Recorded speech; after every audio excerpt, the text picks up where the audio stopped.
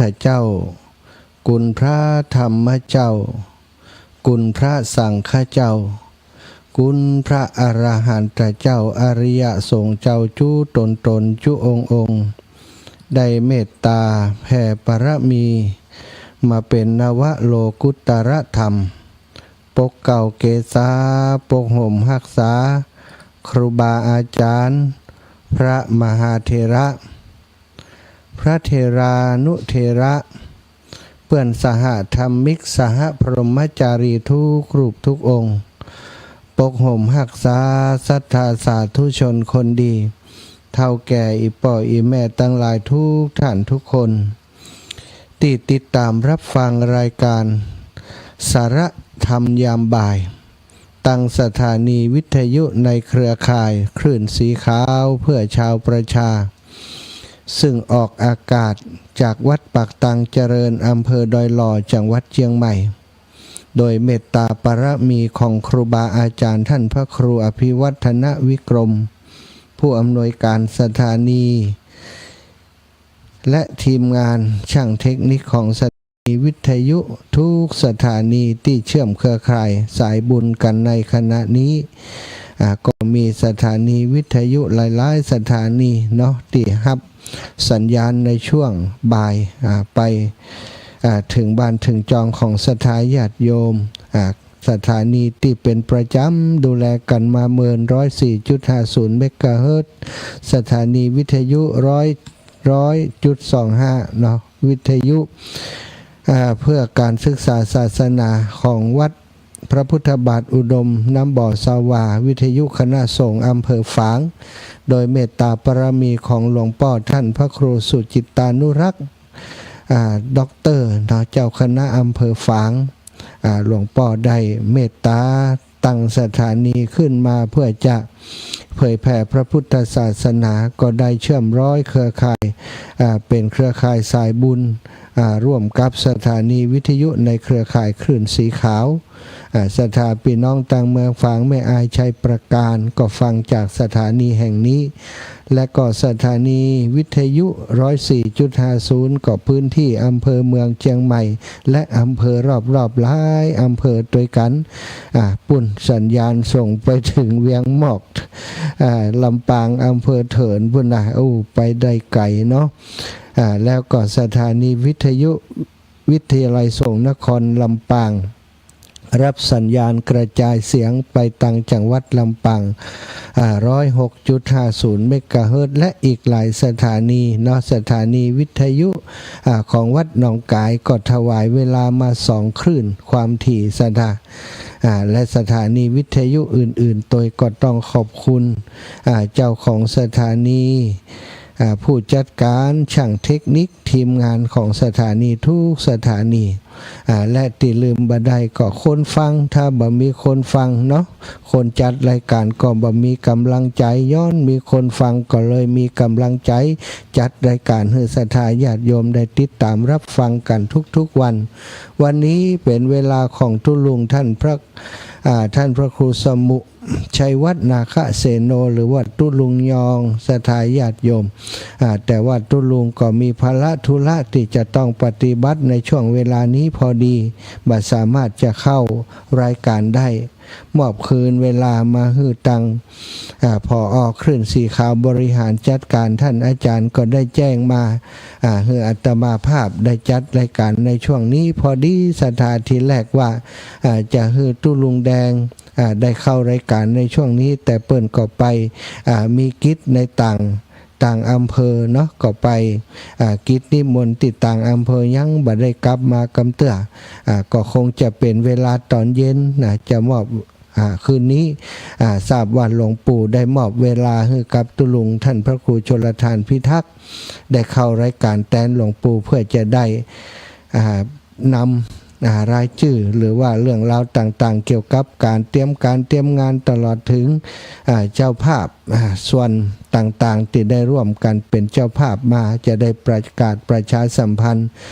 บอกบุญให้ศรัทธาทุกคนที่เป็นเจ้าภาพได้รับทราบวันนี้อาตมาเตรียมซองที่ศรัทธาญาติโยมได้ฝากให้ฝากหอมถวายมาให้ตุลุงนะก็ มมาเป็นที่เรียบร้อยตอนเย็นตุลุงมาถึงก็จะได้มอบซองมอบรายละเอียดรายการต่างๆให้กับตุลุงเนาะศรัทธาเอาละศรัทธาอีปอยอีแม่ทั้งหลายโอ้ครูบาอาจารย์เนาะพระสงฆ์องค์สังฆเจ้าพระมหาเถระ หลายรูปหลายองค์เนาะปะกันที่ในได้ทราบว่าโอ้ผมก็ฟังอยู่เนอท่านมหาม่วนดีอย่างโน้นอย่างนี้เนาะก็มีครูบาอาจารย์ที่เป็นผู้มีวัยวุฒิมีคุณวุฒินะเป็นพระมหาเถระแล้วก็ฟังรายการตัวหลายรูปหลายองค์ทุกช่วงเวลาก็ขอกราบถวายความเคารพนอบน้อมต่อครูบาอาจารย์พระสงฆ์องค์สังฆเจ้าทุกรูปทุกองค์ที่เข้ามาฟังรายการของสถานีในเครือข่ายคลื่นสีขาววันนี้พบปะกันก็วันที่16เนาะศรัทธาตอนนี้ก็คงจะหลายคนก็คงจะลุ้น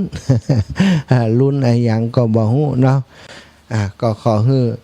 ศรัทธาทุกคนทุกท่านเด้อโชคดีมีใจกันแล้วกันวันที่16แล้วศรัทธาวันจันทร์ที่16ก็เหลือเวลาแห่ม4วันที่จะเตรียมการในงานหล่อเทียนพรรษาที่วัดแม่ห้องไคร้วันนี้อาตมาภาพก็เลยได้เดินทางจากจังหวัดลำปางมาเพื่อจัดร่วมเตรียมการเตรียมงานกับครูบาอาจารย์ที่วัดแม่ห้องไคร้ซึ่งวันนี้ก็มีหลวงปู่พระครูปฏิพันธ์ธรรมทินตุปีออยตุปีบุญท่านอาจารย์สมบูรณ์แล้วก็ท่านอาจารย์พระครูปริยัติรัตนโชติหรือว่าท่านอาจารย์พระมหาเสาแก้วที่เฮาฮู้จักกันก็ได้เดินทางมาร่วมเตรียมในส่วนของเบ้าเนาะเบ้าที่จะหลอมเตียนศรัทธามาเตรียมให้มันเรียบร้อยเพราะจะมีขั้นตอนการเตรียมหลายอย่างอยู่เตรียมเรียบร้อยแล้วเอาติดตั้งแล้วก็จะได้ประดับประดาตกแต่งสถานที่ต่อไปวันนี้ก็มาหันการเตรียมงานการความพร้อมในการเตรียมงานของคณะศรัทธาวัดแม่ห้องไคร้ที่ได้รับมอบหมายจากท่านอาจารย์พระครูชลทานพิทักษ์ตุลุงแดงปุ่นก็มาช่วยกันเตรียมสถานที่ได้ทำที่มุงที่บังศาลาหลังใหญ่ศรัทธาหน้ากล่องอำนวยการเนาะหน้าศาลาหลวงที่เคยทำพิธีกันทุกครั้งมีการมุงหลังคาใจคามุงหลังคาปะโถเนาะศรัทธาคาจะเป็น100 แผ่น100 ไผ่เอามาเตรียมเอามามุงเพราะว่ากลัวว่าวันงานนั้นถ้าเกิดฝนตกนะก็จะลำบากศรัทธาญาติโยมถ้าแดดออกก็จะฮ้อนนะเวลาติหลอดเตียนตุลุงก็มีจิตใจเมตตากล้าลงทุนเนาะ ถึงจะบ่ได้กำไรก็บ่เป็นหยังขอให้ได้มีโอกาสดูแลสถานที่ให้เป็นที่เรียบร้อยสมที่เปิ่นได้รับมอบหมายคือเป็นเจ้าภาพเจ้าของสถานที่ในการจัดงานปีนี้คงจะเป็นอลังการงานสร้างปีหนึ่งศรัทธาเพราะตุลุงนั้นมีความสามารถในการเนรมิตพื้นที่สถานที่ในวัดในวาของเปิ่นเวลามีงานเขาจะหันว่าวัดตุลุงถึงว่าตีบักกว้างบักขวางสักเท่าใดแต่ว่าเวลาตกแต่งขึ้นมาก็เป็นสถานที่ที่งดงามสวยงามแล้วก็ดูกว้างดูกว้างหูกว้างตาปีนี้มีหลายๆอย่างเนาะอยากให้ศรัทธามาหันคนเดียวนะมีแผ่วกังหันน้ำกังหันลม ตัวลุงเนี่ยเป็นคนที่อยากจะเข้าไปหันในสมองของเปิ่นเนาะในการวางแผนดำเนินการจัดงานนี่ตัวรูปแบบงานปีนี้คงจะออกมาอย่างสวยงามเหมาะนะศรัทธาอีปอยแม่มาบ่ผิดหวังแน่นอนปีนี้เตรียมตัวเตรียมใจกันไว้เนอะพี่น้องตังลำปางของเฮาเนาะอาตมาภาพตอนนี้ได้เดินทางมาถึงแม่ห้องไคร้แล้วคงบ่ได้บริหารประสานงานที่ลำปางฉะนั้นตังลำปางก็มอบหมายกับตังสายบุญสายต่างๆช่วยกันดูแลเนาะไผจะมาอย่างใดรถราก็หากันเองเนอะปากันมาการถการาตังลำปางเฮาก็ตกประมาณคนละ300 บาทเนาะศรัทธาได้ถามรถตู้เปิ้นแล้วเปิ้นก็ว่าตกประมาณ 3,000เหมานะไปกลับนี่ 3,000ศรัทธาญาติโยมถ้าจะมาก็เตรียมการกันไว้แต่เนิ่นๆวันนี้ก็ถือว่าจะจ้าเกินไปแล้วเนาะถ้าบัดได้รถจะได้ต้องการรถแจ้งมาหาติอาตมานี่ก็ได้เพราะว่ามีน้องนุ่งสุ่งซองญาติโยมที่เกิดใจสอยกันเป็นประจำเนาะแต่ว่าก็ใจสอยเปิ้นปากันมาร่วมบุญที่วัดดับภัยที่อำเภอเมืองจังหวัดเชียงใหม่มางานวางศิลาฤกษ์วางศิลาฤกษ์เจดีย์เจดีย์หลวงของวัดดับภัยซึ่งก็เป็นการบูรณะปฏิสังขรณ์เพิ่มเติมศรัทธาสร้างฮือใหญ่ขึ้นเนาะโดยครอบครัวของแม่จันฟองกิ่วแก้วซึ่งเป็นสายบุญของคลื่นสีขาวเป็นผู้อุปถัมภ์คลื่นสีขาวครอบครัวหนึ่งท่านอาจารย์พระครูอภิวัตรก็เป็นผู้ดูแลดำเนินการจัดการเนาะนำเครือข่ายคลื่นสีขาวมาร่วมบุญร่วมกุศลกันตะวานี้นะที่ท่านอาจารย์แจ้งไว้102กันแต่ว่ามาจริงๆตะวานี้น่าจะเกินนั้นน่าจะเกิน102คันแต่ตลอดถึงติศรัทธาญาติโยมมารถส่วนตัวโดยแหมก็มีศรัทธาอีปอยแม่ทั้งหลายตะวานี้ก็เนาะท่านอาจารย์ได้มอบหมายเป็นที่ชุกละหุกกับอาตมาภาพว่าดูแลเรื่องของการมอบพระกับศรัทธาญาติโยมที่มาร่วมงานแต่ก็เปิ่นดูแลเฉพาะคนที่เปิ่นมาเป็นกลุ่มรถตู้ศรัทธารถตู้กันหนึ่งก็จะมี11คนถึงคนครับนะบางทีเปิ่นนั่งได้นักกว่านั้น13คนก็มี เปิ่นอันยัดกันมา13คนก็มีแต่ว่าเปิ่นแพ็คพระสำหรับจะมอบให้ศรัทธาไว้จำนวนแค่11องค์ศรัทธาเอาเปิ่นให้อาตมาเป็นคนแจกเฮาก็บ่มีหลักฐานที่ว่าศรัทธาญาติโยมเพิ่นมากันที่คณะต่างๆมาจากที่ไหนกันพ่องเนาะรายชื่อเฮาบ่มีเปิ่นก็เข้ามาหาถามว่าอันนี้เป็นเจ้าของรถกาบ่ใจเป็นหัวหน้าสายนี้มีเท่าใดสายนี้มี19กันก็ไว้วางใจกันก็มอบไป19ผ่อง16ผ่องบางผ่องก็5กัน4กัน5กันก็มอบไปให้เป็นชุดเนาะทีนี้ก็มีศรัทธาญาติโยมที่เปิ้นบ่ได้มารถตู้แต่ว่าเหมารถเป็นรถ4ล้อแดงก็อย่างก็มากัน10 กว่าคน13-14 คนเปิ้นก็มาหาเปิ้นก็บอกว่าอีแม่มาด้วยกัน14 คนเฮาก็บอกว่าอีแม่ยังได้ดีฮะเปิ้นจัดให้ชุดเดียวเนาะชุดหนึ่งมี11มันก็จะขาดไป 3-4 คนถ้าเขาจะจกของเปิ้นออกมาก็กลัวว่ามันจะมีปัญหาเนาะมันเอาอย่างอีกันแล้วกันยอมขาดทุนกันไปเนอะคนติบัดได้ก็ก่อยว่ากันที่หลังเอาก็แล้วกันนะก็มอบเพื่อเปิ่นไปชุดหนึ่งจริงๆแล้วที่เปิ่นเตรียมไว้เฉพาะรถตู้ศรัทธาก็ไปเป็นผู้จัดการดูแลตรงนั้นก็กัดอกเหมือนกันมีโยมแม่คนหนึ่งแม่ครูเปิ่นมาขอเปิ่นก็บอกว่าอีแม่หอมกับอาจารย์ตลอดนะ เอาฮืออีแม่ฮือคบเตออินดูเขานะที่มาด้วยกันเนี่ยก็บ่จ่างใจยะอย่างใดศรัทธาเนาะบากล้าที่จะตัดสินใจก็เลยบอกอีแม่ว่าเอาที่เหลือไปขอที่หลวงพ่อเจ้าอาวาสเนาะอีแม่เนาะเปิ่นก็ไปขอปรากฏว่าบ่ได้สักกรรมอีนะแล้วก็หลายๆคนเปิ่นมาถามซ้ำกันเนาะอันนี้ก็วัดนั้นวัดนี้อันฮือไปแล้วตะกี้นะบางเถื่อบางทีฮือไปแล้วจดบัตรตันเนาะศรัทธาญาติโยมบ่ได้ถ่ายรูปไว้แล้วก็บ่มีทะเบียนรถเปิ้นไว้ก็กลัวมีปัญหาแต่คิดว่าคนที่เปิ้นมาเอาเปิ้นก็คงจะซื่อสัตย์อยู่เปิ้นคงจะเอาไปจำนวนเท่าที่พอดีแม้กระทั่งติมาจากลำปางศรัทธา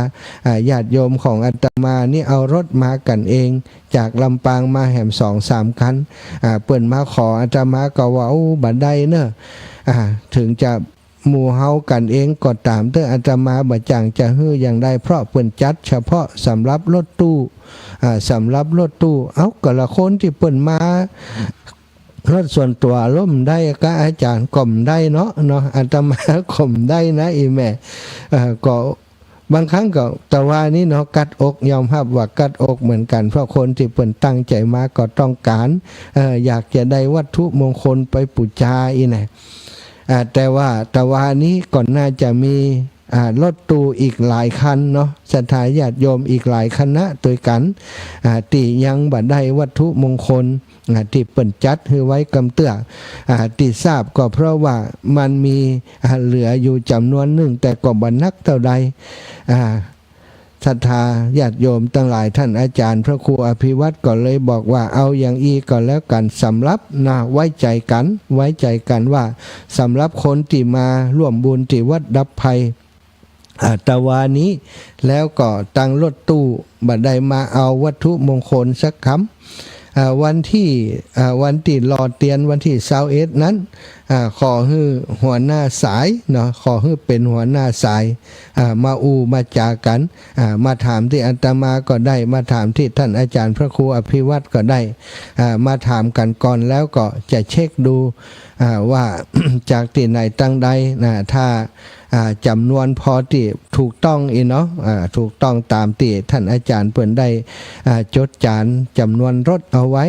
แล้วเช็คดูแล้วว่าอันนี้เปิ่นบ่ได้เอาจริงๆก็มีเก็บมาไว้หือเนาะเก็บมาไว้หือสำหรับที่เปิ่นบ่ได้เนอะอันนี้ก็ขอแจ้งให้ศรัทธาญาติโยมได้รับทราบแล้วหลังจากนั้นถ้าหากว่าครบถ้วนบริบูรณ์แล้วบ่มีไผมาเอานะศรัทธาญาติโยมอีพ่ออีแม่ทั้งหลายที่มารถส่วนตัวแล้วยังบ่ได้คำเตือนก็จะได้มอบให้ต่อไปอันนี้ก็ขอแจ้งให้ศรัทธาญาติโยมได้รับทราบแล้วก็ทำความเข้าใจได้โปรดทันใจอาตมาจิมเนอร์จะไปว่าท่านอาจารย์สมชาตินี่ขี้จิเปิ่นเอาฮื้อแล้วท่านอาจารย์บ่ยอมฮื้อบ่ใจอย่างอันเนาะพอเปิ่นนับจำนวนรถตู้มาอีปล่อยแม่ถ้าสมมุติว่า เปิ่นมามอบเพื่อว่าแล้วแต่อาจารย์จะแจกตามใจว่าเตออีนะก็คงจะแจกคือได้ครบได้คุยกูคนแต่อันนี้มันได้บ่ครบบ่คุยกันแม่ก็บอกตามตรงอาตมาภาพก็ยังบ่ได้เพราะไอ้ยังเพราะมารถส่วนตัว บ่ได้นั่งในรถตู้ตามจำนวนที่เปิ่นนับว่า11คนเนาะนี่ก็หวังว่าศรัทธาญาติโยมทั้งหลายจะเข้าใจเนาะวัตถุมงคลก็รู้สึกว่าจะเป็นรูปครูบาเหรียญครูบาเจ้าศรีวิจัยแล้วก็ตั้งหลังก็เป็นเจดีย์ของวัดดับภัยศรัทธาก็เป็นวัตถุมงคลที่เปิ่นผลิตขึ้นมาเป็นรุ่นแรกในงานนี้โดยเฉพาะเนาะทุกคนก็อยากได้อาตมาก็อยากได้บ่ฮู้จะได้แต่เปิ่นก็ถ้าเหลือก็ถ้าจะได้อยู่เนาะถ้าเหลือก็จะขอสักองค์เหมือนกันนี่ก็ขอแจ้งให้ทราบเนาะแล้วก็ใกล้ๆนี่ขออนุญาตประชาสัมพันธ์งานของคณะสงฆ์อำเภอแม่อายอำเภอฝางและอำเภอชัยประการเนอะศรัทธาวันที่19ที่จะถึงนี้เปิ่นจะมีการวางศิลาฤกษ์วางศิลาฤกษ์เรียกว่าสังเวชนียสถานสังเวชนียสถานกุสินาราก็คือสถานที่ปรินิพพานของพระสัมมาสัมพุทธเจ้าจำลองณพุทธมณฑลจังหวัดเชียงใหม่บ้านโทกเสือตำบลดอยหล่ออำเภอดอยหล่อจังหวัดเชียงใหม่พิธีจะเริ่มตั้งแต่8 นาฬิกา 29 นาทีเป็นต้นไปเปิ่นจะได้อาราธนาองค์พระพุทธปรินิพพานขึ้นประทับประดิษฐานบนแท่นที่ประทับจากนั้นเวลา 9 นาฬิกา9 นาฬิกาพระมหาเถระ9 รูปเจริญพระพุทธมนต์พิธีตอกไม้มงคลณจุดวางศิลาฤกษ์สร้างสังเวชนียสถานกุสินาราสถานที่ปรินิพพานจำลองเสร็จแล้วก็ถวายเครื่องทายทานแด่พระมหาเถระที่ได้นิมนต์มาเป็นสงฆ์พิธี 11 นาฬิกาถวายภัตตาหารเพลแด่พระสงฆ์สามเณรเจ้าที่มาร่วมพิธีในวันนั้น 12 นาฬิกาแขกผู้มีเกียรติมาร่วมงานจะได้รับประทานอาหารเป็นอาหารโรงทานตัวเนาะวันนั้นแล้วก็ เวลา 13.39 นาฬิกาจะเป็นพิธีสำคัญก็คือการวางศิลาฤกษ์สังเวชนียสถานกุสินาถลาจำลองโดยพระเดชพระคุณพระธรรมเสนาบดีเจ้าคณะภาค7เจ้าสมภารเจ้าวาดวัดพระธาตุดอยสุเทพราชวรวิหารอำเภอเมืองจังหวัดเชียงใหม่เสร็จแล้วก็จะถวายพระป่าสามัคคีมหากุศลสมทบทุนสร้างสังเวชนียสถานกุสินาราจำลองเสร็จแล้วก็ถวายทายธรรมแด่ประธานสงฆ์และพระมหาเถระจากนั้นประธานสงฆ์โดยท่านเจ้าคุณพระเดชพระคุณพระธรรมเสนาบดีจะได้เมตตากล่าวสัมโมทนียกถาจากนั้นสงฆ์กับอนุโมทนากถาเป็นเซตพิธีสถาก่อนน่าจะเซตพิธีประมาณ15 นาฬิกาเนาะในวันที่วันที่19ที่จะถึงนี้วันนี้16สถานะก็เหลือเวลาอีก2วัน16 17 18 19อาตมาจริงๆแล้วถ้าบ่มีงานที่วัดแม่ห้องไคล้ก็จะต้องไปช่วยครูบาอาจารย์เตรียมงานที่พุทธมณฑลแต่ที่พุทธมณฑลนั้นคณะสงฆ์3อำเภอเนาะก็คืออำเภอแม่อายชัยประการและอำเภอฝางรวมกับคณะสงฆ์อำเภอดอยหล่อเปิ่นกระจ่วยกันเตรียมสถานที่ก็คงจะมีผู้ปฏิบัติหน้าที่ผู้ปฏิบัติงานเยอะอยู่นะก็ขออนุญาตมาช่วยงานที่วัดแม่ห้องไคล้เพราะว่าครูบาอาจารย์ส่วนใหญ่ก็ติดงานกันบัดสามารถจะมาที่นี่ได้อาตมาที่นี่ก็ส่วนหนึ่งก็ต้องการทราบความเคลื่อนไหวการเตรียมการงานต่างๆเพื่อจะเป็นการแจ้งให้ศรัทธาญาติโยมได้รับทราบโดยแต่ละวันเปิ่นทำอะไรอย่างไปเรียบร้อยไปพ่องศรัทธาญาติโยมไผ่ให้หอมมาก็จะได้ประกาศประชาสัมพันธ์ให้ได้รับทราบทุกวันเนาะวันนี้ก็มีเยอะเหมือนกันที่เปิ่นหอมมาแต่ว่าขออนุญาตว่าเป็นตอนเย็นเนาะตอนเย็นจะได้รวบรวมแล้วก็ส่วนหนึ่งก็คือตุลุงเปิ่นเอาประกาศในรายการช่วง20 ทุ่มถึง4 ทุ่มเพราะช่วงนั้นศรัทธาญาติโยมจะฟังรายการกันเยอะจะได้บัดตกหล่นไผ่ถ้าประกาศช่วงนี้ส่วนใหญ่บางที่บางแห่งที่เปิ่นให้หอมมาสถานีวิทยุในพื้นที่ของท่านไปได้รับสัญญาณช่วงนี้ประกาศไปก็บ่ได้ยินแหมเมาะเนาะจะเป็นการประกาศเดี๋ยวประกาศแล้วประกาศแหมนะบางคืนก็เอามาประกาศแหมรอบก็จะยุ่งสำหรับคนที่เปิ่นฟังรายการว่าโอ้รายการคลื่นสีขาวนี่ประกาศก็เปิ่นหอมเนาะก็จะประกาศบางส่วนเนาะอีปล่อยอีแม่ตั้งหลายท่านเจ้าตั้งหลายที่บ่ได้ฟังว่าชื่อของตัวเองบ่ได้ยินชื่อบ่ต้องเป็นห่วงเนอะถ้าครูบาอาจารย์ตุลุงเปิ่นฮับไปแล้วเปิ่นก็จะนำไปจ่ายนำไปใจในส่วนที่เปิ่นแจ้งศรัทธาญาติโยมมีความประสงค์จะหอมถ้าเปิ่นบ่เอาไปทำอย่างนั้นนะครับเปิ่นก็มีปัจจัยที่จะทำส่วนนั้นเหมือนกันศรัทธาเปิ่นก็จะเอาไปทำแต่คิดว่าทุกอย่างที่ศรัทธาญาติโยมหอมมาเนาะจะไปใช้ประโยชน์คือ ดีที่สุดนะบ่ให้ขาดตกบกพร่องในส่วนใดส่วนหนึ่งบ่ว่าจะเป็นค่าอาหารก็ดีบ่ว่าจะเป็นค่าที่สังฆทานที่ถวายสงฆ์แต่ติบนิมนต์เปิ่นมารับเทียนพรรษานะในวันที่21นี่ก็ติดนิมนต์ในพื้นที่ก็15 วัดแต่ก็มีพระเถระติดนิมนต์จากที่อื่นมารวมแล้วก็คงจะประมาณ30 ชุด30 สังสถานี่ก็ขอแจ้งให้ศรัทธาญาติโยมทุกคนได้รับทราบเนาะบางทีบ่ได้ยินชื่อนะบ่ต้องห่วงบ่ได้ยินชื่อแต่ถามว่าบุญที่ศรัทธาญาติโยมหอมนั้นมันสำเร็จแล้วยังมันสำเร็จตั้งแต่ตั้งใจพูดแล้วเนาะการที่ครูบาอาจารย์บัดได้ประกาศชื่อเสียงเรียงนามผ่านสถานีวิทยุเพราะบางทีเวลามันน้อยเวลาในการที่จะสื่อสารหรือว่าอ่านออกอากาศมันน้อยแล้วถ้าอ่านหมดมันก็อย่างว่านะเนาะบางคนเปิ่นก็ท่าฟังธรรมะ อู้กันแต่อ่านรายชื่ออย่างเดียวเปิ่นก็บ่ได้ประโยชน์จากการฟังรายการสักกรรมนะอันนี้ก็แจ้ง2 งานแล้วเนาะงานวันที่19วางศิลาฤกษ์กุสินาราสังเวชนียสถานสถานที่ปรินิพพานของพระสัมมาสัมพุทธเจ้าเนาะเมืองกุสินาราศรัทธาญาติโยมก็เรียนเชิญเจริญปอนเนอะไปร่วมกันโดยเฉพาะที่อยู่ดอยลอนะเดลป่าซางสันปะตองอำเภอเมืองติดไปกันใกล้เนาะเป็นกำลังใจไปร่วมบุญพระป่าสามัคคีระดมทุนในการสร้างสังเวชนียสถานกุสินาราด้วยกันกับหลวงพ่อท่านเจ้าคณะอำเภอตึง3 อำเภอที่จะรวมกันมาประกอบพิธีในวันนั้นพร้อมกับคณะศรัทธาญาติโยมในพื้นที่ของแต่ละอำเภอศรัทธาพ่ออีแม่ทั้งหลายอาจจะเข้าใจว่าจะได้เปิ่นมากับอำเภอฝางแม่อายชัยประการ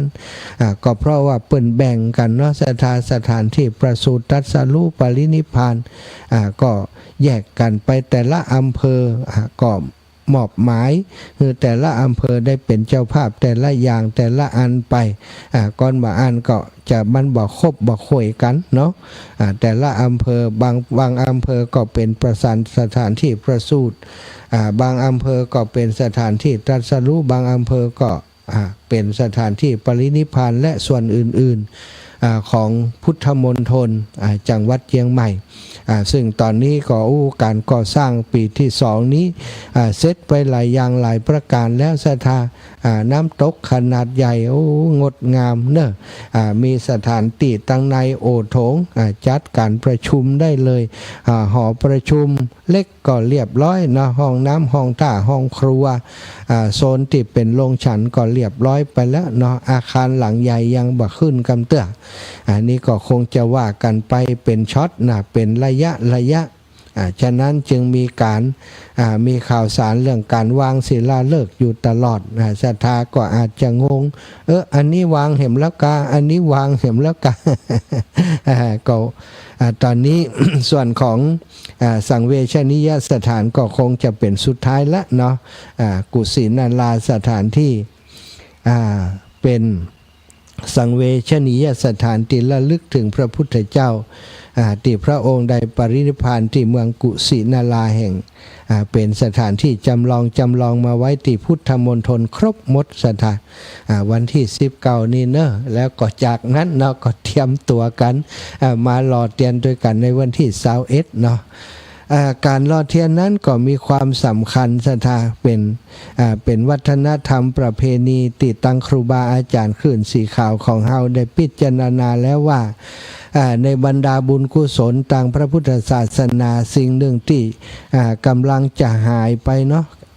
สมัยก่อนนี้ในการจัดตานเตียน พรรษาตามวัดวาอารามต่างๆนั้นเปิ่นส่วนใหญ่ก็แต่ละหมู่บ้านเปิ่นก็จะทำเทียนเล่มใหญ่ขึ้นมาเล่มก็ดี2 เล่มก็ดีเอาไปถวายที่วัดของแต่ละหมู่บ้านแต่ละชุมชนที่เปิ่นเป็นศรัทธาอยู่ซึ่ง สมัยก่อนนั้นขีเตียนก็ดีวัสดุอุปกรณ์ที่จะมาทำเตียนก็ดีนั้นมันหายากศรัทธาบ่มีโรงงานบ่มีไอ้อย่างที่เปิ่นผลิตเป็นอุตสาหกรรมเอามาขายอย่างปัจจุบันนี้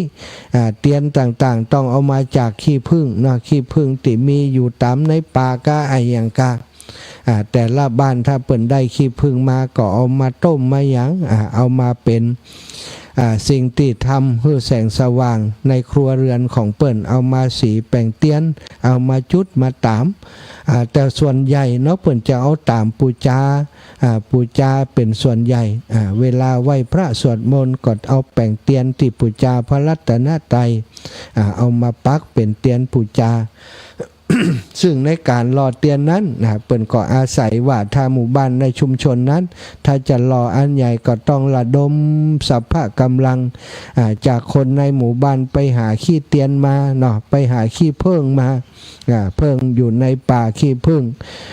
ที่มันทิ้งลังไปแล้วเอาหางเพิ่งมาต้มเพื่อจะเอาขี้เตียน พอได้ขี้เตียนมาแล้วก็เอามารวมกันเอามาหอมกัน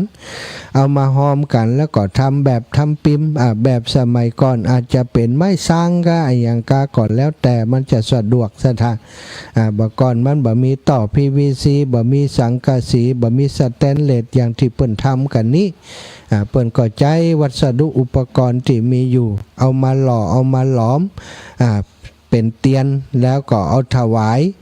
ประดักตกแต่งให้ดีแล้วก็ถวายไว้กับวัดวาอารามในหมู่บ้านในชุมชน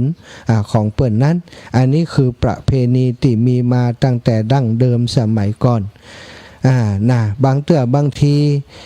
จากหมู่บ้านเปิ้นก็หานว่าโอ้หมู่บ้านของเฮามันแคบเกินไปเฮารอกันเป็นตำบลเอาบ่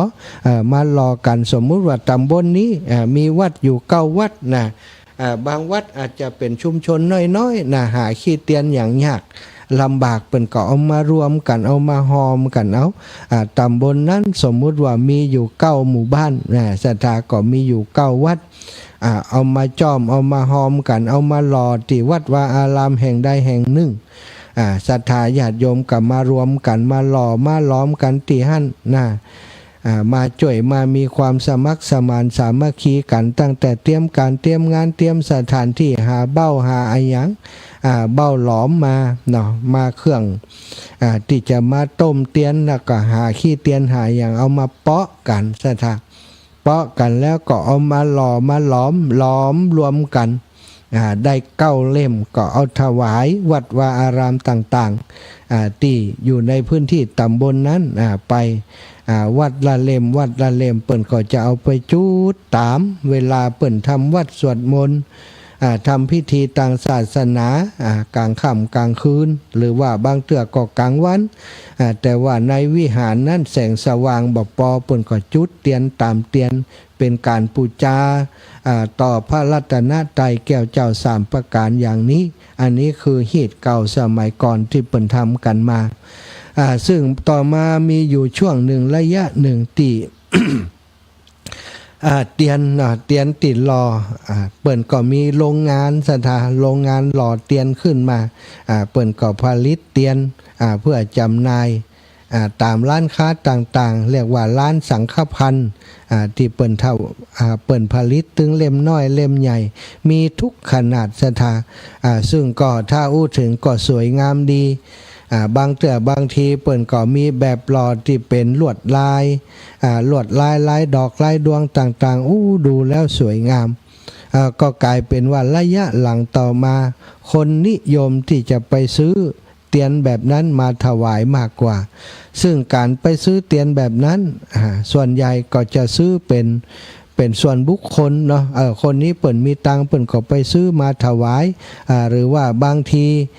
หน่วยงานเนาะโรงเรียนก็ดีโรงพยาบาลก็ดีเทศบาลก็ดีธนาคารก็ดีเนี่ยที่เปิ้นเป็นหน่วยงานเป็นองค์กร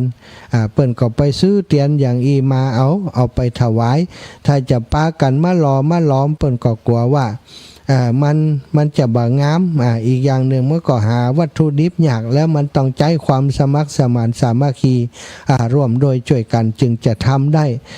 ทำเตียนเล่มนึงเนี่ยถ้ามาหล่อเองนี่ใจเวลาเมินใ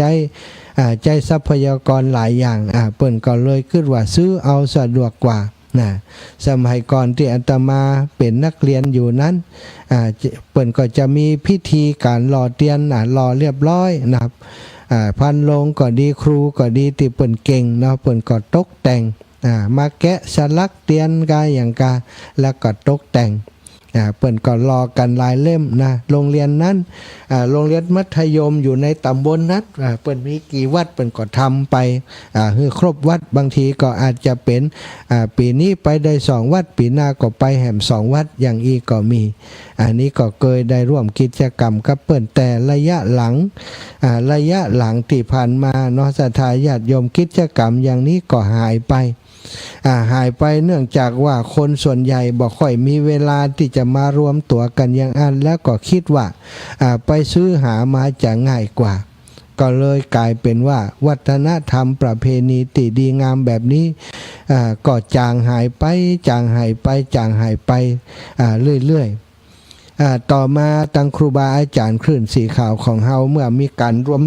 วมกลุ่มทำกิจกรรมต่างๆโดยท่านอาจารย์พระครูอภิวัฒนวิกรมและครูบาอาจารย์ที่ปรึกษาคลื่นสีขาวยังหลวงปู่พระครูปฏิพันธ์ธรรมทินก็ดีครูบาอาจารย์อีกหลายรูปหลายองค์เปิดประชุมหารือกันว่าประเพณีอันยังผ่องตีมันดีมันดีงามมันเกิดความสมัครสมานสามัคคีกันที่อดีตที่ครูบาอาจารย์เปิ่นทำมาแล้วมันหายไปประหนึ่งในนั้นก็คือประเพณีของการหลอดเตียนสถาหลอดเตียนนี้แทบจะบ่มีคนทำแทบจะบ่มีไผทำระยะหลังที่ผ่านมาครูบาอาจารย์ก็เลยมากึดมาปรึกษาหารือกันถึงสิ่งการหลอดเตียนว่ามันเกิดประโยชน์อะไรอย่างพ่องมันมีอะไรอย่างที่เป็นประโยชน์และก็สมควรที่เขาจะอนุรักษ์รักษาไว้พ่องก็ได้ข้อสรุปว่าการหล่อเทียนนี้มันสร้างความสมัครสมานสามัคคีตึงไปในตึงไปนอกสถานหล่อแล้วมันก็ทำคือพอเขาได้ทำกิจกรรมร่วมกันนี่มันอาศัยความสามัคคีถึงจะประสบความสำเร็จบางครั้งบางทีคนในหมู่บ้านในชุมชนในตำบลในอำเภอในกลุ่มในคณะบ่เคยพบปะสังสรรค์บ่เคยแลกเปลี่ยนเรียนรู้ซึ่งกันและกันพอถึงเวลามาก็ทำแต่ละอย่างของไผ่ของมันแต่ถ้ามีการหล่อเตียนขึ้นจะได้อาศัยสภาพกำลังตึงไปในไปนอกมาร่วมมือกันตึงท้องถิ่นจะได้เรื่องความสมัครสมานสามัคคีแล้วก็จะได้ความสุขทางใจในการทำกิจกรรมร่วมกันเป็นกิจกรรมที่เกิดบุญเกิดกุศลมีพลานิสงส์มากก็เลยได้มีกิจกรรมหล่อเตียนขึ้นสถาตั้งแต่ปีแรกมาจนถึงปีนี้เป็นปีที่18อาตมาเองก็เพิ่งมาร่วมงานกับครูบาอาจารย์ตั้งปลายเนี่ยตั้งแต่ครั้งที่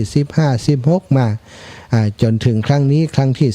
18ก็หันว่ากิจกรรมอย่างนี้เป็นกิจกรรมที่ดีงามและก่อสร้างคุณูปการให้กับ พระศาสนาของเฮาเป็นอย่างยิ่งเนาะศรัทธาญาติโยมได้มีความสามัคคีกันได้รวมตัวกัน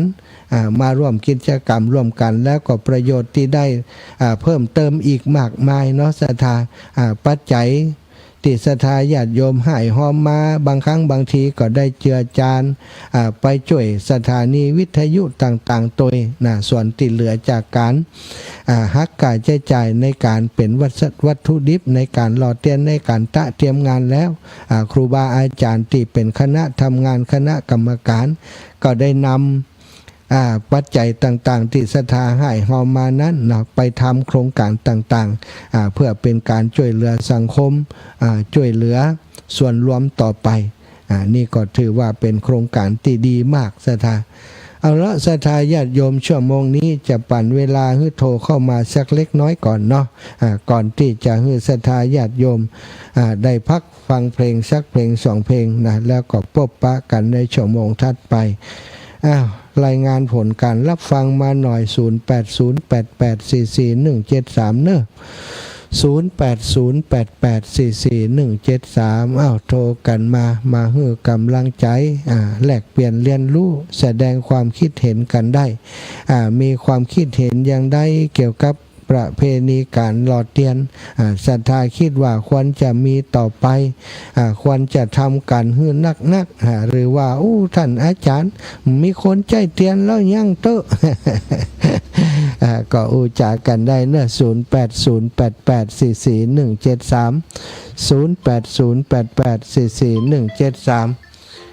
สายแรกที่โทรมาบัจเจภัยที่ไหนคือยายพรนี่เองยายพรรายงานผลการรับฟังรายงานฝนตกฝนตกเนาะไอ้ที่ฝนตกอย่างนี้เลยเจ้าทางเพศก็ตกเนาะเดี๋ยวนี้อยู่ไหนกะว่าเปิ่นถึงว่าอยู่วัดแม่ห้องไข่ยังถามอยู่นี่อยู่วัดแม่ห้องไข่ลายลึกอันนี้ฟังแต่แห่โทรไม่ฟังแต่แห่โทรอย่างเดียวยายพรเจริญปอนแม่บัวขี้ท่าโปเ เจ้าไว้สาเจ้าพระอาจารย์เป็นได้พ้องแต่ว่า แต่ว่าก่อนเข้าอุโมงค์ปุ่นน่ะอู้ผลวันที่20เดือนหน้าปุ่นน่ะโอ้ยมนค่ะความจริงก็วันมันก็น่าจะได้ละเพราะว่ามันเข้าอุโมงค์แล้วแต่ว่าหมอเปิ้นนั้นจะนัดเดือนหน้าปุ่นน่ะดีถ้าจะตามหมอสั่งเนาะแต่ว่าไม่ถึงวัน5 โมงหลานเบา5ดีกะจัดเจ้ารู้เนาะจัดเจ้าแวะกาดบรรทาอยู่ได้อย่างกินน่ะนั่นน่ะอันได้ที่กรุงมาตามเฮ็ดทอมมกเดี๋ยวกับแกสาธุที่เมืองดามาขากไม่บ่เลี้ยวมาที่เจ้าวันที่21นี่ได้มากันอยู่ก็21นี่ได้มากันอยู่ก็ว่าก็ไม่บ่เลี้ยวจังไหนจะได้ฮู้แกกันเจ้าพอก่อนเขาว่าก็บอกกันไว้เนาะเธอทำมานี่เสียใจนะม่วนนะงานนี่นะตุลุงเตรียมของแจกไว้แน่นหนานี่แต่ว่าก็ได้บุญหมอนอกหมอนใจเนาะดีจ้ะฝากอีแม่เป็นสะพานบุญจวนกันมากกว่าคนการลดกับคน300อันน่ะแม่อันน่ะแล้วก็อันชอดรถตู้เหียทำมีก็โทรมาบอกหรือจะบอกละอ่อนเขาหมู่เขาตีเขาไปตะวันเนี่ยแล้วรถไอ้นั่นว่างก็อันนั้นว่าขายกันแต่ว่ารู้สึกว่าบางคนเพิ่นก็เจมจะไปไหนเดี๋ยวก็มีกันอื่นอยู่บอกกันอื่นได้ถ้ามีคนสัก5-6 คนแล้วก็บอกมาได้เนอะจนกันมาจะได้ร่วมบุญด้วยกันครูบาอาจารย์จะได้มีกำลังใจน่ะว่าเนาะโอ้ดีใจได้ใจจะวายเนาะเจ้าได้พลาดด้วยเปิ้นอยู่ก้าได้คนทำแล้วอ่ะคนองค์ที่เจ้าท่านเขาคุ้มคนต้องไปเอา2 อัน 3 อันนี้กับใครได้นักเอามาคืนเด้อเจ้าสาธุนะแม่เนอะเจ้าการเด้อเจ้าสาธุเจ้าเจริญพรพี่น้องเมืองฝางเจ้าแต่โทษลูกพระมหาเฮาได้ปะกันแล้วเนาะพุทธมณฑลน่ะลูกได้ไปอ่ะย่ำไปว่าไป19ปะกะ19ปะมันได้ไปเตรียมงานช่วยเปิ้นได้มันได้ไปเตรียมงานช่วยเปิ้นแล้วก็ไม่ได้ไปพูดเลยไปกาเจ้าแม่สาธุบุญรักษาศรัทธาญาติโยมเนาะก็เป็นวันที่19นี้ที่พุทธมณฑลเนอะพี่น้องอำเภอฝางเปิ่นมากันนักกันหลายเนาะมากันหลายอยู่โยมแม่จันทร์ศรีสุขาแม่จงดีนะสายงานของแม่จงดีสายงานของหลายๆคนศรัทธาญาติโยมแม่จงดีกับคณะธรรมรักษาวันนั้นก็ไปตานเตียนที่วัดบรรพตสถิตบัดได้ดูแลบัดได้ส่งสักกำเนื่องจากว่ามีคนเปิ่นนั้นจะเอาของเนาะไปเอาของกัดไปเดินลงไปเอาของปิกขึ้นมารถเปิ่นออกไปเหียบัดได้ส่งเปิ่นสักกำแม่จงดีปหมออินทร์แล้วก็คณะธรรมรักษา3 อำเภอเนาะตึงอำเภอชัยประการฝางแล้วก็แม่อายเปิ่นไปร่วมกันตานเตียน100 กว่าชีวิตศรัทธา10 ตู้นะก็ไปกันนักกันหลายต้องขอขอบคุณเป็นอย่างสูงได้ถวายเตียนโดยได้ถวายปัจจัยเป็นการน้ำกับไฟของวัดโดยก็ต้องขอบคุณโยมแม่และก็ศรัทธาญาติโยมพี่น้องเมืองฝางของเฮาเนาะที่ได้ฟังรายการแล้วก็ได้เลือกไปที่วัดบรรพตสถิตแล้วก็ไปที่สถาบันธรรมาภิวัตน์เนี่ย2 ที่สำหรับที่ลำปางที่เชียงใหม่ก็ไปที่วัดปากทางเจริญของท่านอาจารย์พระครูอภิวัฒนวิกรมตัวขอขอบคุณเป็นอย่างสูงเด้อวันนั้นการต้อนรับครับสู่ดูแลอาจจะบัดให้ทั่วได้ถึงก็ต้องขอสุมาอภัยกับโยมแม่ตั้งหลายตัววันที่19ก็ปะกันแฮมเมาะเนาะตะวันนี้ก็ปะหลายคนเนอะที่วัดดับภัยศรัทธาพี่น้องจากเมืองฝางก็มากัน19นี้ปะกันแฮมเมาะ21ก็ปะกันแฮมวางนี้งานที่อินดูศรัทธาญาติโยมเหมือนกันเนอะก็ เงินทองก็หายากเนาะศรัทธากล้าขายยังบ่เดียวก็เศรษฐกิจก็ยังว่านั่นน่ะมีบ่ม่วงก็ขายถูกขายนี่ไปแม้กระทั่งทุเรียนราคาก็ยังตกศรัทธาญาติโยมถึงจะตกอย่างใดหมู่เฮาก็ซื้อกินแป้งอยู่ดี กินทุเรียนกำนี่ตัดใจซื้อเอาเนาะใครอยากก็ตัดใจซื้อกันเอาศรัทธาพอเวลาแล้วตอนนี้ก็จะขออนุญาตเปิดเพลงขั้นรายการสักกัมจะได้พักผ่อนพักเสียงนะเตรียมข้อมูลบางอย่างถ้าตอนประกาศอะไรอย่างก็จะได้ประกาศเนาะสำหรับชื่อเสียงศรัทธาที่เปิ่นฮอมมาส่งมาแต่ว่านี้เนอะเดี๋ยวขออนุญาตคัดกรองสักกัมก่อนศรัทธาตอนนี้ขออนุญาตพักเสียงสักกัมเนอะฟังเพลงในรายการสักน้อย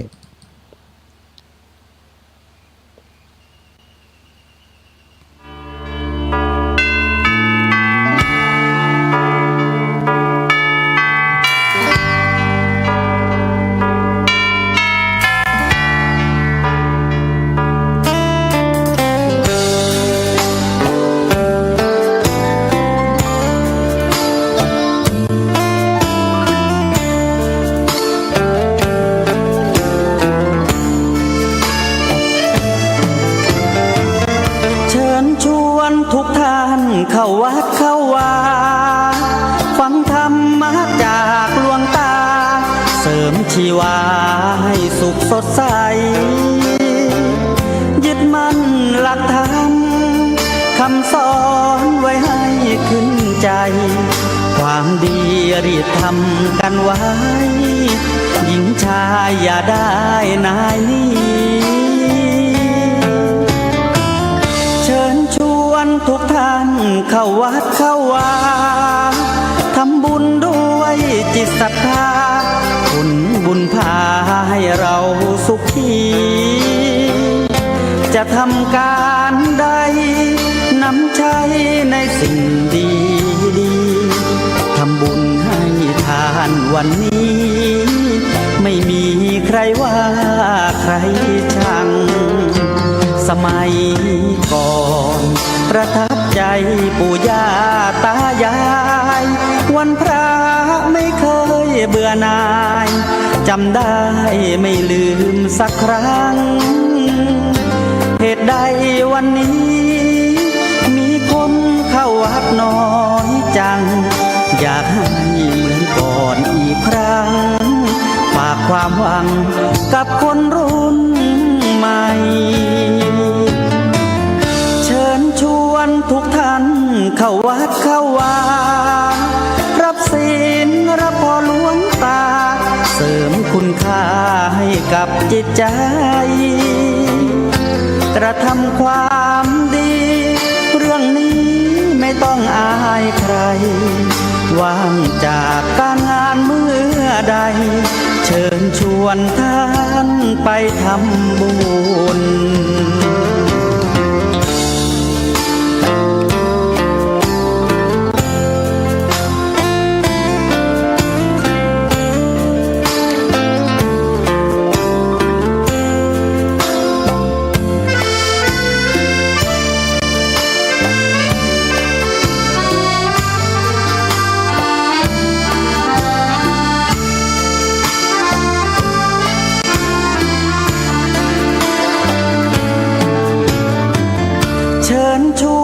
ทุกท่าน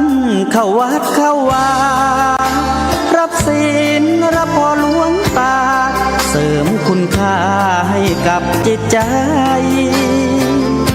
กระทำความดีเรื่องนี้ไม่ต้องอายใครว่างจากการงานเมื่อใดเชิญชวนท่านไปทำบุญกระทำความดีเรื่องนี้ไม่ต้องอายใครฝากเพลงเชิญชวนหญิงชายอย่าอายเรื่องการทำบุญ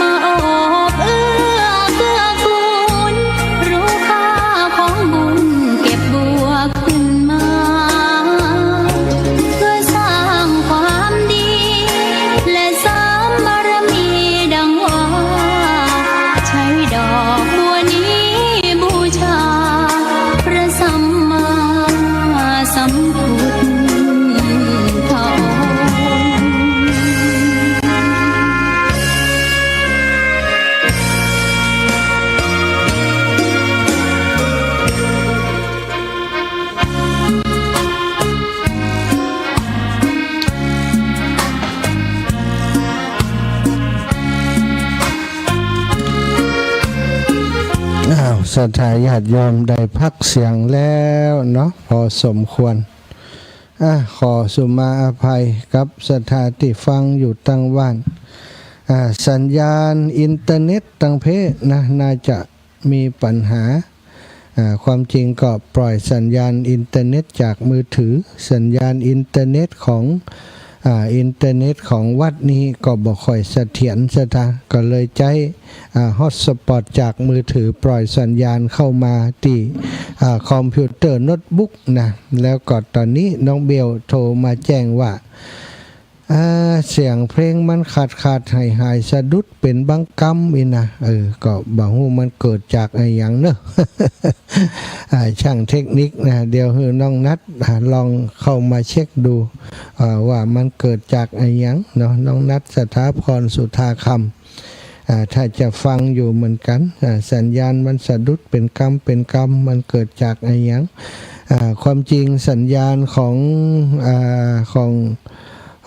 เครือข่ายอินเทอร์เน็ตนะก็ถือว่าเสถียรอยู่2,000 ปลายนี่ก็ถือว่าเสถียรอยู่ เดี๋ยวต้องเช็คกรรมนะว่ามันเกิดจากอะไรอย่างที่เขาได้ติดตามเช็คพอเนาะ เสียงมันขาดเป็นช่วงๆวานขอบคุณนะสำหรับศรัทธาญาติโยมที่ฟังแล้วก็ทราบปัญหาและโทรแจ้งมาน้องลูกมีคนแจ้งมาว่าสัญญาณมันสะดุดเป็นบางกำสะดุดก็จ้ะของลำปางนะครับก็ที่นี่ครับแต่อันนี้เขาฟังที่ลำปางแต่ว่ามันคงจะทั่วไปมันจะเป็นเฉพาะตอนที่เปิดเพลงหรือว่าตอนที่นี่ตัวลูกลองติดตามฟังพอสักคำสะดุดก่อนครับสะดุดเดี๋ยวลองให้ฝ่ายเทคนิคเขาเช็คดูให้เนาะศรัทธาขอบคุณเนอะน้องเบลที่ได้โทรมาบอกนะน้องเบลนี้เป็นคนติดตามรับฟังรายการของคลื่นสีขาวแล้วก็คอยแจ้งผลการรับฟังมาโดยตลอดต้องขอบคุณเป็นอย่างสูงศรัทธาชั่วโมงที่3ชั่วโมงที่2นี้นะก็ขอนำสารธรรมนำธรรมะมาอุจามาแบ่งปันกับศรัทธาญาติโยม สักหัวข้อหนึ่งเนาะศรัทธาอีพ่ออีแม่คงจะเคยได้ยินจะพระมหาในเสียงปกตินะครับเสียงปกติแหละเวลาเปิดเพลงแหละครับแต่ว่าถ้ามันมีเสียงอย่างที่ว่าเมนหายไปผมจะโทรแจ้งครับโอเคตอนนี่ปกติเนาะตอนตะกี้ตอนเปิดเพลงมันสะดุดนะน่าจะเป็นโปรแกรมของเพลงหรืออะไรอย่างก็น่าจะเป็นได้เนาะเพลงมันบาดต่อเนื่องบางเตื่อฟังก็เสียอารมณ์ เมื่อตอนเมินมาแล้วเนาะสมัยก่อนนี่เปิ่นจะมีคำขวัญวันเด็กนะคำขวัญวันเด็กที่เป็นธรรมะศรัทธาญาติโยมแล้วก็เป็นคำคล้องจองบางครั้งก็เป็นคำกลอนนะบางครั้งก็เป็นหัวข้อที่เป็นคำคล้องจองกันมีอยู่ปีหนึ่งที่ได้ยินเปิ่นเอาหัวข้อว่าขยันประหยัดซื่อสัตย์อดทนนะเป็นคำขวัญของวันเด็กนะเป็นคำขวัญวันเด็กซึ่งก็เป็นคุณธรรมเนาะบางทีก็เอาไปลงในคุณธรรม8ประการอันนี้จะอู้ถึงเรื่องของคำขวัญ4ประการนี้นะสำหรับวันนี้ก็คือขยันประหยัดซื่อสัตย์อดทนคนในสมัยก่อนกับสมัยนี้นะจะแตกต่างกันในเรื่องของความขยันในเรื่องของความขยันในเรื่องของความซื่อสัตย์และก็ความอดทนคนในสมัยก่อนนั้นจะเป็นคนที่มีความขยันถ้าไปแล้วก็น่าจะนักกว่าคนปัจจุบันนี้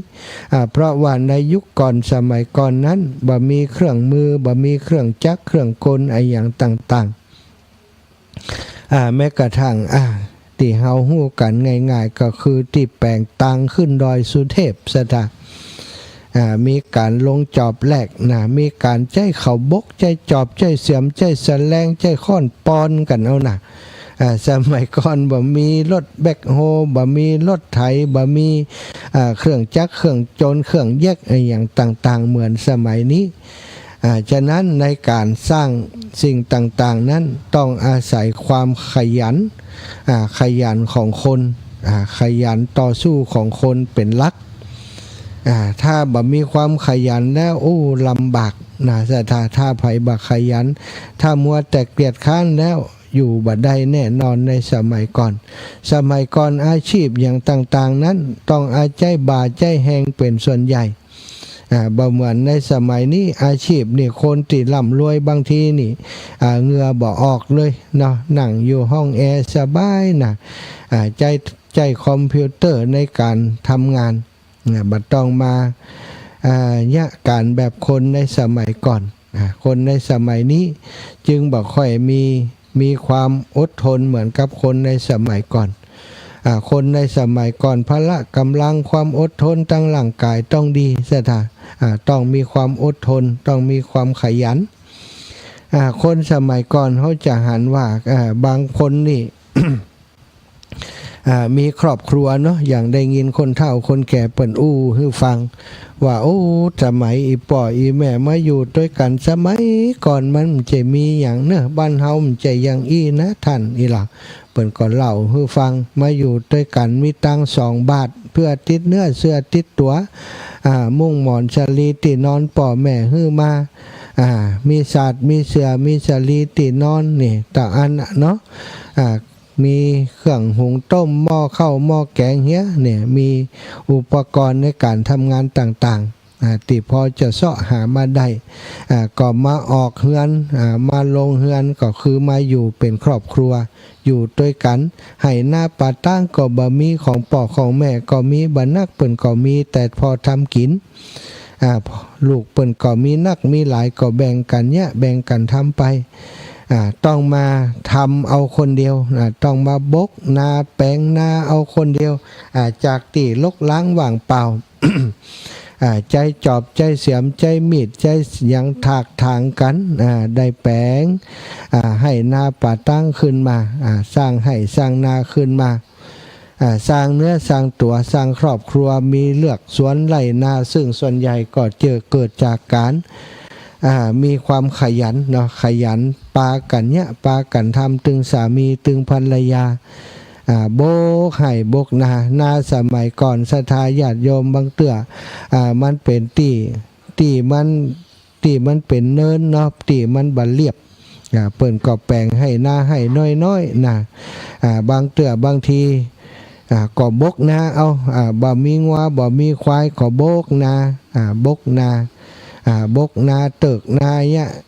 ปลูกข้าวพอได้กินพอได้ใจพอเพียงในครอบครัวก่อสร้างก็ขยายกันมาเรื่อยๆถ้ามีลูกหลายคนก็ช่วยกันขยายพื้นที่ไปแฮมนะทำให้ทำนาปัจจุบันนี้ศรัทธาญาติโยมให้นาที่คนเฒ่าคนแก่เปิ่นบกเปิ่นทำไว้ถ้าลูกหลานเนี่ยต่อเปิ่นก็เอามาปรับปรุงให้เป็นนาให้ใหญ่ๆโดยการใช้รถแบคโฮก็ดีรถไถก็ดีไปเกตไปไถแปลงนาให้ใหญ่ๆบ่ต้องลำบากเหมือนคนรุ่นพ่อรุ่นแม่ที่เปิ่นทำมาคนรุ่นพ่อรุ่นแม่ที่ทำให้ทำนามานี่ยอมรับว่าต้องใจความอดทนต้องใจความเพียรเป็นอย่างสูงต้องขยันต้องประหยัดต้องซื่อสัตย์ต้องอดทนถึงจะได้สิ่งต่างๆในครอบครัวอย่างเปิ่นจะแปลงบ้านสักหลังหนึ่งนี่เตรียมตัวเป็น 3-4 ปีศรัทธาเจ้าเตรียมอย่างเมินอาจารย์สมัยก่อนนี้ศรัทธาเครื่องมุงเครื่องบังสังกะสีกาเนาะแป้นที่มุงหลังคาเปิ่นว่ากระเบื้องร้อนคู่ก็สังกะสีกาอย่างพวกนี้บ่มีคำเตือนในสมัยนั้นศรัทธาเวลาเปิ่นจะ แปลงบ้านแปลงเฮือนนี่ก็ต้องอาศัยวัตถุดิบจากธรรมชาติถ้าเครื่องมุงเครื่องที่จะเอามามุงหลังคานั้นก็จะส่วนใหญ่ก็จะเป็นแป้นเกตเนาะในสมัยก่อนก็เป็นแป้นเกตที่พอหาได้ไม้ในป่าก็เอามาตัดไม้มาล้มไม้มาเอามาจักเป็นแป้นเกตโดยการโบะเป็นแป้นเกตพอได้แป้นเกตจำนวนเปิ่นก็คำนวณว่าบ้านหลังหนึ่งจะใช้แป้นเกตสักต่อใดความกว้างต่อใดความยาวต่อใดคำนวณออกมาเป็นแป้นเกตจำนวนต่ออันต่ออีเปิ่นก็ตีแป้นเกตไว้เอามาเรียงเอามา เก็บไว้ก่อนได้เป็นเก็ดได้อย่างแล้วเปิ่นก็ไปเสาะเครื่องอย่างอื่นเป็นเสาก็ดีเป็นคือเป็นแปะบางเถื่อเปิ่นก็ไปเลี่ยเอาในป่าแบกกันมาหามกันมาบางเถื่อก็เอามาเลี่ยกันที่บ้านก็มีแล้วแต่ต้องอาศัยความขยันศรัทธาขยันที่เป็นไปอย่างต่อเนื่องมีความเพียรอย่างต่อเนื่องขยันที่จะแปลงบ้านแปลงจองนี่เตรียมการกันแล้วพอเตรียมการกันเรียบร้อยแล้วมีเครื่องไม้เครื่องมือครบแล้วเนาะเสาก็ได้แล้วคือแปรก็ได้แล้วหรือว่าได้บ่ครบกำเตือเปิ้นก็จะช่วยกันเปิ้นก็วานเจ้าบ้านสมัยก่อนนี่แปลงบ้านนี่ศรัทธาหลังหนึ่งนี่วันเดียวแล้วนะปกตั้งนี่ศาลาเปิ้นจะครัวก่อนเปิ้นเรียกว่าครัวหรือว่าเตรียมก่อนนะเตรียมเสาเตรียมอะไรอย่างเรียบร้อยแล้วเนาะก็บักเสาบางเถื่อเปิ้นก็เจาะนะสมัยก่อนนี้มันบ่มีเหล็กบ่มีตะปูอย่างบัดเดียวนี้เปิ้นใช้วิธีการเจาะนะเจาะเสาซิวเสานะเจาะพดลายปุ้นลายเพ่ตรง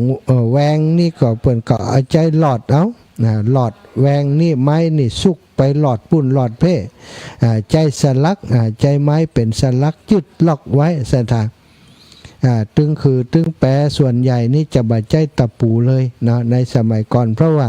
ตะปูมันหายากน็อตนี่บ่ต้องอู้ถึงนะตะปูเนี่ยหายากมันบ่มีเหมือนปัจจุบันนี้เวลาเพิ่นจะ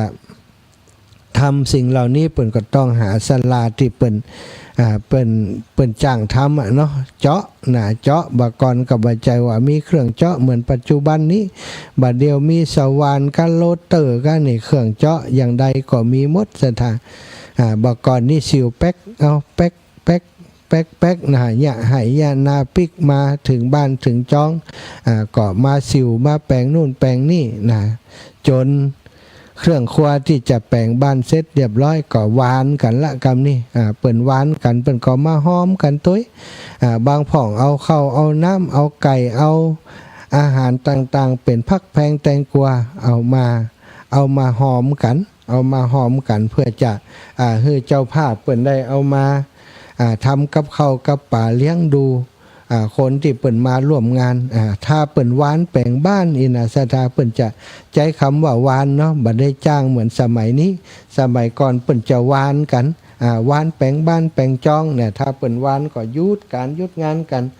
ทั้งหมู่บ้านนั้นก็ไปช่วยกันแปลงบ้านหลังนั้นแล้วก็มาแรงนี่เปิ่นก็ลวดขึ้นบ้านเลยนะ หมายความว่าแล้วเสร็จหมดเลยเป็นบ้านหลังหนึ่งพร้อมที่จะอยู่อาศัยได้ในภายในวันเดียวอันนี้คือการแปลงบ้านในสมัยก่อนได้ตันหันเพื่อนอยู่ศรัทธาซึ่งการแปลงบ้านในสมัยก่อนนี้ต้องอาศัยความอดทนความขยันของผู้เป็นเจ้าของบ้านแล้วอาศัยความมีน้ำจิตน้ำใจของพี่น้องเจ้าบ้านโดยที่เปิ่นมาช่วยกันเปิ่นช่วยกันแต่ศรัทธาเอากันเป็นกันนะบางผ่องก็เก่งเหลี่ยไม่ก็ไปเหลี่ยไม่นะอันใดบ่ปอก็ช่วยกันไม้เครื่องไออย่างต่างๆไม้ปูบ่ปอเปิ่นก็ช่วยกันซับฝากฟันฝากมาฝาบ่ปอเปิ่นก็ใจฝากก่อนใจไม่บงไม่สร้างเนาะมาซับเป็นฝากแปลงฝาขอให้เจ้าบ้านเปิ่นได้อยู่ก่อนพอมีเวลาเปิ่นก็ไปเหลี่ยไม้เนาะเหลี่ยไม้มาใส่มาเตรียมมาเติมแหมนี่สมัยก่อนคนสมัยก่อนเปิ่นทำกันอย่างนี้ต้องอาศัยความขยันถ้าบ่มีความขยันศรัทธาการที่จะสร้างบ้านหลังหนึ่งนะก็คงเป็นไปบ่ได้ต้องอาศัยความขยันของผู้เป็นเจ้าของบ้านถึงจะทำได้แล้วก็ทีนี้คุณธรรมในเรื่องของความประหยัดเนี่ยศรัทธา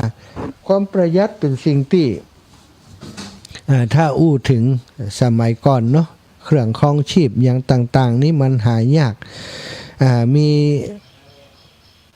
เครื่องใจไม้สอยอย่างต่างๆนี่จะต้องเสาะหากันเองแม้กระทั่งเสื้อผ้าอาภรณ์เครื่องนุ่งห่มต่างๆนี้ก็ต้องเริ่มจากการเพาะปลูกมาเปิ่นที่จะผ้าในสมัยก่อนมันบ่มีผ้าแบบสมัยนี้เนี่ยเสื้อผ้าอาภรณ์เครื่องนุ่งเครื่องห่มนี่ปะเลอะปะเต๋อศรัทธาญาติโยมมีตังก็ซื้อได้นะ บัดก่อนนี้บัดได้คือบะมีเปิ่นบะมีขายสถานที่ขายมันก็แพงมันก็ราคาสูงสถานเจ้าบ้านคนในสมัยก่อนใครมีเสื้อสักผืนนี่ก็ต้องปลูกฝ้ายเปิ่นจะต้องปลูกฝ้ายแล้วก็ทำขั้นตอนของการปลูกฝ้ายนั้น พอฝ้ายแก่แล้วเปิ่นก็เอามาตีนะเอามาตากเอามาตีดีดฝ้ายนะเปิ่นเรียกว่าดีดฝ้ายดีดในปอมนะก็เคยเห็นเปิ่นอยู่เหมือนกันดีดฝ้ายเรียบร้อยก็เอามาพอเอาเพื่อจะเอาเม็ดเอาอย่างมันออกเรียบร้อยเปิ่นก็เอามาทำเป็นฝ้ายเป็นเส้นเนาะใส่เป็นปีดเป็นหยังเปิ่นเรียกว่ากรอฝ้ายคนในสมัยก่อนผู้หญิงนี่จะต้องทำสิ่งเหล่านี้เป็นการดีดฝ้ายการกอฝ้ายการปลูกฝ้ายการเก็บฝ้ายตลอดถึงการ การทักทอผ้าเนาะทอผ้าเป็นพื้นนี่สมัยก่อนแต่ละบ้านเพิ่นจะมีกี่เหี้ยกี่กระตุกกี่ทอผ้านั้นศรัทธาญาติโยมที่บ้านอาตมาก็เคยหันโยมแม่อาตมาก็ทำเป็นแม่ย่าคำนี่ตอผ้าเป็นคนสมัยก่อนต้องตอผ้าเป็นเพราะสิ่งเหล่านี้มันจำเป็นสำหรับการดำรงชีพของคนในสมัยก่อนถ้าตอผ้าบ่เป็นตอผ้าบ่ได้ก็บ่มีผ้าสำหรับจะใช้ในครอบครัวถ้าเฮาตอผ้าเป็นนี่ก็ทำเป็นผ้าห่มก็ได้ทำเป็นผ้าที่เอามานุ่งนอกแม้กระทั่งฟูกแม้กระทั่งหมอนสลีตีนอนต่างๆนี่คนสมัยก่อนเปิ้นยิบกันเอาเองตึงนั้นสถานบักค่ำบักคืนมานี่เนี่ยตามกลมเหียนะตามกลมจุดตะเกียงตามขี้ใต้นะสถานนั่งยิบนะยิบยิบหมอนยิบหมอนยิบสลีเนี่ยยิบเรียบร้อยเปิ้นก็เอางิ้วเข้าใส่งิ้วที่เปิ้นเอาหน่วยมันออกแล้วนะเอาเข้าใส่มายัดเป็นสลีเป็นที่นอนเป็นหมอนผ้าห่มเปิ้นก็ทอเอาเสื้อผ้าที่ใส่นี่เปิ้นก็ทอเอามาย้อมเอามาอย่างบางแต่ละคนนี่ก็เสื้อผ้าก็มีบรรดากับพื้น2พื้นนะตึงผ้าที่ทำให้ทำนาผ้าสำหรับใส่ไปหั่นไปนี่สมัยก่อนอัตคัดนะสถาต้องอาศัยความขยันต้องอาศัยความประหยัดมีอะไรยังก็ใจอย่างประหยัดเสื้อผ้านี่ปุดแล้วก็ตากแล้วตากแหมเนาะไปโรงเรียนนี่สถาอันเตียวปุดนี่ก็ตากไปตากจนพ่อหมูจะตากจะได้เพราะว่ามันเปื่อยมันหยุ่ยเนาะจุดติดตาบมันก็อยู่ได้จุดติดบัดตาบโอ้พอพุทธมาแหกกระตาบซ้อนตาบกันอยู่หั่นน่ะ ในสมัยก่อนมักจะเป็นอย่างนี้สถาก็เพราะว่าความยากจนเนาะวัตถุดิบต่างๆมันหายากเสื้อผ้าอาภรณ์หยังต่างๆก็หายากการที่จะมีเสื้อผ้าใส่ก็ต้องทำเองปลูกอย่างที่บอกนะปลูกตั้งแต่ฝ้ายก็มาตอมาแยะอย่างเองคนสมัยก่อนจึงรู้จักคุณค่าของใจเครื่องใจไม้สอยต่างๆถ้าบ่แยะเองถ้าบ่ทำเองก็บ่มีใจสถานนี่คือสิ่งที่คนจะต้องมีความประหยัดนะอู้ถึงเรื่องความประหยัดนะในคำสอนทางพระพุทธศาสนาพระพุทธเจ้านี่ทรงสอนให้สาวกทั้งหลายมีความประหยัดรู้จักใจสิ่งอุปโภคบริโภคต่างๆนี้ให้ใจอย่างพอเพียงและก็ต้องให้ใจอย่างประหยัดพระจีวรของพระสงฆ์องค์สังฆเจ้านี่ศรัทธาญาติโยมสมัยก่อนก็ไม่ใจว่าหาได้ง่ายเหมือนสมัยนี้สมัยก่อนนี้มันหายากบ่ได้มีบริษัทบ่ได้มีโรงงานผลิตอย่างปัจจุบันนี้อย่างสมัยนี้บัดเดียวนี้เสื้อผ้าจีวรก็ไออย่างก้านี่ปะเลอะปะเตอศรัทธาญาติโยมแต่ว่าถึงจะนักหนาอย่างใดพระสงฆ์ก็จะต้องรู้จักวิธีการใจของหมู่นี้ใจคือประหยัดอย่างในสมัยโบราณสมัยก่อนสมัยของพระพุทธเจ้าศรัทธาก็มี ที่พระอานนท์เถระเจ้าเนาะได้ไปเมืองตอนนั้นทางพระพุทธเจ้าได้มอบหมายเนาะสงฆ์ได้มอบหมายให้พระอานนท์เป็นผู้ที่ไปลงทันบนแก่พระฉันนะซึ่งเป็นพระฉันนะนี่ถือว่าก็ถือนายฉันนะที่เป็นคนที่นำพระเจ้าชายสิทธัตถะออกบวชนะในคืนที่ทรงออกผนวดนี่ก็ฉันนะเป็นผู้ติดตามไปส่งพระองค์พอมาบวชพอฉันนะมาบวชในพระพุทธศาสนาก็ถือตัวว่าตัวเองนี้ได้เป็นผู้ติดตามพระพุทธเจ้ามาตั้งแต่แรกเริ่มมาตั้งแต่ต้นคนหมู่นี้หนีมาทีหลังบอกว่าจะเป็นพระมหาโมคคัลลานะพระสารีบุตรอัครสาวกทั้งหลายนี่ล้วนแต่มาทีหลังคนที่อยู่กับพระพุทธเจ้าแต่แรกเนี่ยคือตนว่าอันเลยกลายเป็นคนที่มีทิฏฐิมานะบ่ฟังไผบ่เชื่อฟังไผจะฟังแต่พระพุทธเจ้าองค์เดียวซะท่าไผว่าอย่างฮื้อก็บ่ได้นี่เป็นคนที่มีทิฏฐิมานะสูงถือตัวว่าเป็นคนใกล้ชิดพระพุทธเจ้าพระพุทธองค์ก็ทรงฮื้อสงฆ์เนาะบอกฮื้อสงฆ์นี่ทำทันบนแก่พระฉันนะก็คือถ้าพระฉันนะนี่บาลดละทิฏฐิมานะนี่ก็คือความบาดบ่ฮื้อไผตักไผถามบ่ฮื้อไผอู้ไผจาโดยคนที่ไปทำหน้าที่ในการที่นำเรื่องนี้ไปฮื้อพระฉันนะได้รับรู้ก็คือพระอานนท์พระอานนท์เถระเจ้าก็ได้เดินทางไปหาพระฉันนะแล้วก็แจ้งฮื้อบอกว่า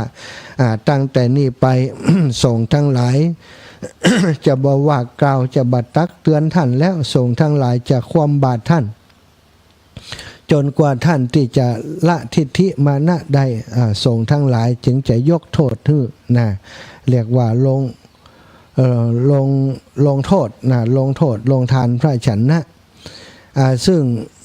ในครั้งนั้นเนาะพระอานนท์เถระเจ้าก็ได้ไปพักที่อุทยานของกรุงอุเชนีที่พระเจ้าอุเทนเป็นราชาเป็นกษัตริย์อยู่โดยไปพักที่อุทยานนั้นซึ่งในอุทยานนั้นนะเมื่อพระอานนท์ไปพักพระอานนท์เถระเจ้าไปพักก็มีนางสนมกำนันของพระเจ้าอุเทนนะกรุงอุเชนีนี้ก็ไปฟังธรรมที่พระอานนท์พอฟังธรรมแล้วก็เกิดศรัทธาเลื่อมใสในธรรมเทศนาที่พระอานนท์ได้แสดงก็เลยนางสนมทั้งหลายก็เลยถวายผ้าไตรผ้าจีวรแก่พระอานนท์เถระเจ้าจำนวนถึง500สำรับสถาซึ่งเมื่อถวายเรียบร้อยแล้วเนาะก็ได้ความที่ สนมทั้งหลายเอาผ้าจีวรถวายแก่พระเถระได้ทราบไปถึงพระกันของพระเจ้าอุเทนแห่งกรุงอุเชนีพระเจ้าอุเทนก็ว่าพระเถระรูปเดียวทำไมถึงได้ใจจีวรนักถึง500ผืนนะก็แปลกใจก็ได้มีเวลาได้เข้าไปหาพระอานนท์ก็เลยถามท่านอาจารย์ทราบว่าท่านอาจารย์นี้ได้รับผ้าตินางสนมของข้าพเจ้านี้ได้นำมาถวายถึง500ผืนกะเนี่ยพระอานนท์เถระเจ้าก็บอกว่าอ๋อแม่นแล้วมหาบพิตรเป็นเช่นนั้นอาตมานี้ได้รับผ้าที่บรรดานางสนมทั้งหลายเอามาถวายจำนวน500ผืนจริง พระเจ้าอุเทนก็เลยถามว่าโอ้พระเถระพระองค์ท่านจะใจสอยผ้าจีวรทั้ง500ผืนเลยเหรอมันบ่เยอะเกินไปกะมันบ่นักเกินไปกะมันบ่เป็นการฟุ่มเฟือยเกินไปกะนี่นะพระอานนท์เถระเจ้าบอกว่าโอ้บ่ใจอย่างอันข้าแต่ราชาเจ้าผ้าที่อาตมาภาพรับถวายมานี้บ่ได้มีความประสงค์ว่าจะเอาใจเพียงองค์เดียวแต่ว่าผ้าทั้งหมดนี้จะได้ไปนำไปถวายแก่สงฆ์ซึ่งมีพระพุทธเจ้าเป็นประธาน สงฆ์รูปใดที่มีจีวรคร่ำคร่าจีวรเก่าแล้ว ก็จะได้นำผ้าเหล่านี้ไปถวายสงฆ์เหล่านั้นแล้วก็พระเจ้าอุเทนก็ถามต่อไปว่าถ้าผ้านี่พระสงฆ์เปิ่นใจจีวรกันอย่างใดพระอานนท์ก็บอกว่าจีวรถ้ามีจีวรเก่าค่ำค่าแล้วมันใจบ่ได้แล้วมันปุดมันเปื่อยซุนแล้วก็ได้ตาบแล้วก็ได้มันบ่ได้แล้วสงฆ์ทั้งหลายพระสงฆ์ก็จะเอาจีวรนี้ไปแปลงฝ้าเพดานฝ้าเพดานสมัยก่อนมันมุงโดยใบตองเนาะศรัทธาญาติโยมอาจจะมีหมอดมีเศษอะไรยังต่างๆตกลงมาเวลานอนก็เลยจำเป็นจะต้องใจมีผ้าบังผ้าเกิ้งตั้งบนเรียกว่าผ้าเพดานเ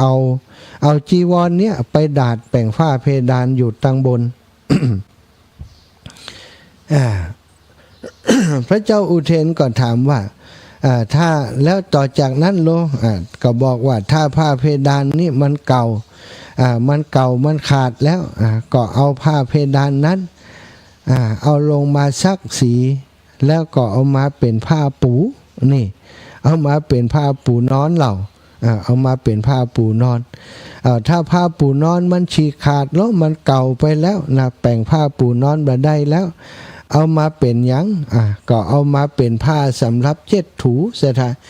เจ็ดนั่นถูนี้นะเอามาเจ็ดมาถูหลังจากเอามาเจ็ดมาถูแล้วโอ้มันฉีกมันใจบ่ได้แล้วเจ็ดถูบ่ได้แล้วเอามาเนี่ยอย่างต่อก็เอามาเป็นผ้าเช็ดเท้าเวลาไปที่ไหนมาเท้าสกปรกสถานล้างเท้าเรียบร้อยก็เอามาเช็ดที่ผ้าผืนนั้นหลังจากเช็ดเท้าแล้วมันเก่าลงไปแหมเหมาะนะสุดท้ายจะเอาไปเนี่ยหยังเอาไปขว้างเลยก้าบัดใจเตื่อมหาบพิษเมื่อมันเอาแปรงผ้าเช็ดเท้าก็บ่ได้แล้วเอาไปเปิ้นก็จะเอาไปตำว่าเอาไปตำให้ละเอียดหรือว่าให้ยุ่ยเอาไปตำเพื่อจะเอามาผสมกับดินกับโคลนกับขี้งัวขี้ควายสถาเพื่อจะเอามาฉาบเป็นผนังกันความร้อนกันลมกันไอ้อย่างต่างๆติกุติติกุติ โอ้เมื่อพระเจ้า อุเทนได้ฟังอย่างนี้แล้วก็บอกสาธุพระเถระเจ้า พระสงฆ์นี้ประหยัดกันถึงขนาดนี้กะพระอานนท์ก็บอกเช่นนั้นมหาบพิตรสงฆ์ของพระพุทธเจ้าสาวกของพระพุทธเจ้าทั้งหลายล้วนแต่ตั้งอยู่ในความประหยัดกันอย่างนี้เป็นประจำแต่ละลูกแต่ละองค์ก็จะมีความประหยัดแบบนี้แหละใจสอยสิ่งเหล่านี้ตามความจำเป็นเมื่อพระเจ้าอุเทนทรงทราบอย่างนั้นก็บอกพระอานนท์เถระเจ้าบอกว่าถ้าเช่นนั้นพระคุณเจ้าสามารถรับจีวรของข้าพเจ้าได้แหม500 ผืนก่อนพระอานนท์เถระเจ้าก็บอกว่ายินดีที่จะเป็นสะพานบุญรับการถวายจีวรจากพระองค์แล้วจะได้เป็นภาระธุระนำไปถวายแก่พระสงฆ์องค์สังฆเจ้าที่มีจีวรเก่าคร่ำคร่าต่อไปนี่ศรัทธาญาติโยมพระสงฆ์ส่วนใหญ่ก็จะต้องประหยัดอย่างนี้ประหยัดทุกอย่างบ่ใช่แต่เรื่องของจีวรประหยัดทุกอย่างที่เป็นของใจสอยต่างๆพระพุทธองค์ทรงสอนให้พระสงฆ์ทั้งหลายตั้งอยู่ในความประหยัดศรัทธาญาติโยมช่วงนี้ขออนุญาตพักสักกรรมมีรู้สึกว่าร่างกายมีปัญหาเนาะร่างกายมีปัญหารู้สึกจะเมาแล้วก็เป็นอย่างว่าเหมือนลักษณะเหมือนกับจะเป็นปีนี่นะขออนุญาตพักแหมสกรรมกันเด้อ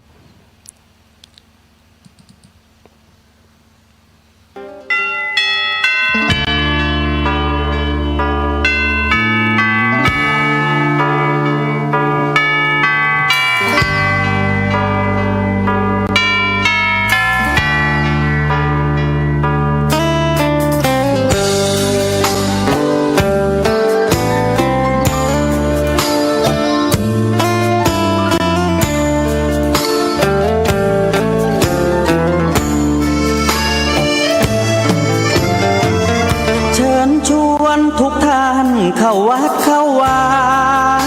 ฟังธรรมะจากหลวงตาเสริมชีวาให้สุขสดใสยึดมั่นหลักธรรมคำสอนไว้ให้ขึ้นใจความดีรีบทำกันไว้หญิงชายอย่าได้นายนี้เชิญชวนทุกท่านเข้าวัดเข้าวาทำบุญด้วยจิตศรัทธาบุญพาให้เราสุขีจะทำการใดนำใช้ในสิ่งดีทำบุญให้ทานวันนี้ไม่มีใครว่าใครชังสมัยก่อนประทับใจปู่ย่าตายายวันพระไม่เคยเบื่อหน่ายจำได้ไม่ลืมสักครั้งเหตุใดวันนี้มีคนเข้าวัดน้อยจังอยากให้เหมือนก่อนอีกครั้งฝากความหวังกับคนรุ่นใหม่เชิญชวนทุกท่านเข้าวัดเข้าวารับศีลรับพรหลวงตาเสริมคุณค่าให้กับจิตใจกระทำความดีเรื่องนี้ไม่ต้องอายใครว่างจากการงานเมื่อใดเชิญชวนท่านไปทำบุญ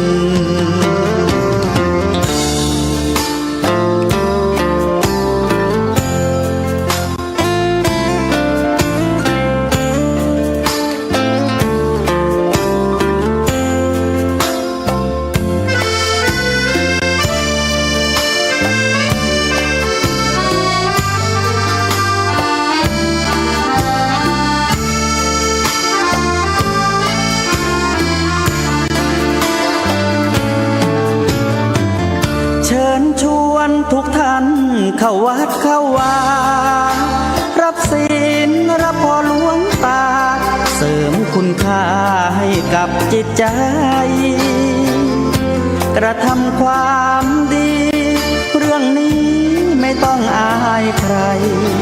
ว่างจากการงานเมื่อใดเชิญชวนท่านไปทำบุญกระทำความดีเรื่องนี้ไม่ต้องอายใครฝากเพลงเชิญชวนหญิงชายอย่าอายเรื่องการทำบุญ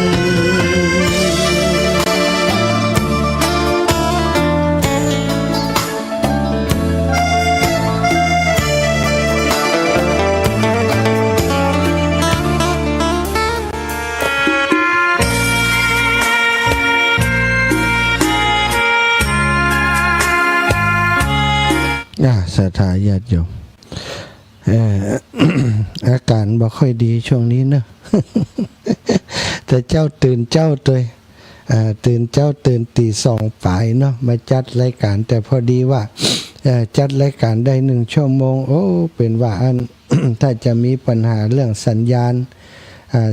าณของอาตมาเนาะครูบาอาจารย์เกาะบ่ได้ก็เลยฟังเสียงแล้วบ่มีไผโทรเข้ามาตีสี่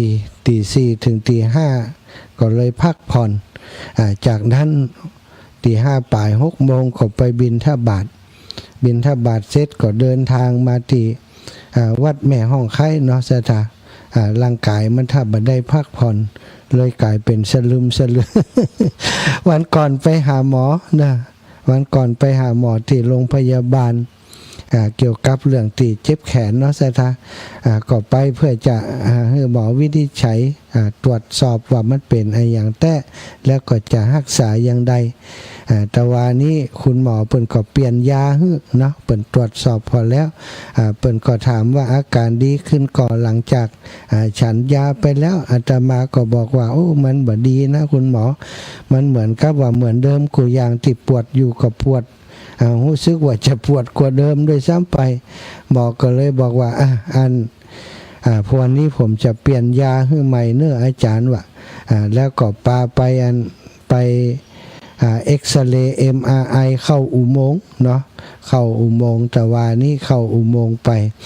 แต่ว่าผลของการวินิจฉัยนี่ยังบ่ออกกำเตื้อไปเข้าอุโมงค์บ่ได้เข้าอุโมงค์เรียบร้อยแล้วก็ปุ่นจะหู้ผลเปิ้นจะอ่านผลให้ฟังวันที่20เดือนหน้าวันอาทิตย์ที่20เดือนหน้า แต่ว่านี้หลังจากไปหาหมอแล้วก็ได้ทราบสุขภาพของตัวเองนี่บ่เดียวถ้าจะมีปัญหาเกี่ยวกับเรื่องความดันแล้วแต่ว่านี่อันเปิ่นตรวจพอเนาะโอ้ท่านอาจารย์ความดันอย่างขึ้นแต่ขึ้นว่าอีนะ160 170ว่ะโอ้ก็ตกใจว่าบ่เคยขึ้นอย่างอีคำเตื้อความดันนี่สูงแล้วเนาะก็ต้องนั่งพักผ่อนแล้วก็ให้เปิ่นวัดแถมนะก็อยู่ประมาณ150ปลาย150 160ก็ถือว่ายังนักอยู่ซะท่า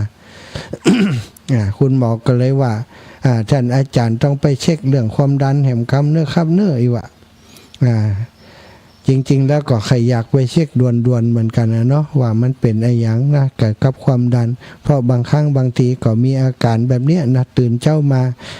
ปวดหัวพ่องไออย่างพ่องบางเตือไปบินทบาทนี่เป็นปิอยู่นะสตา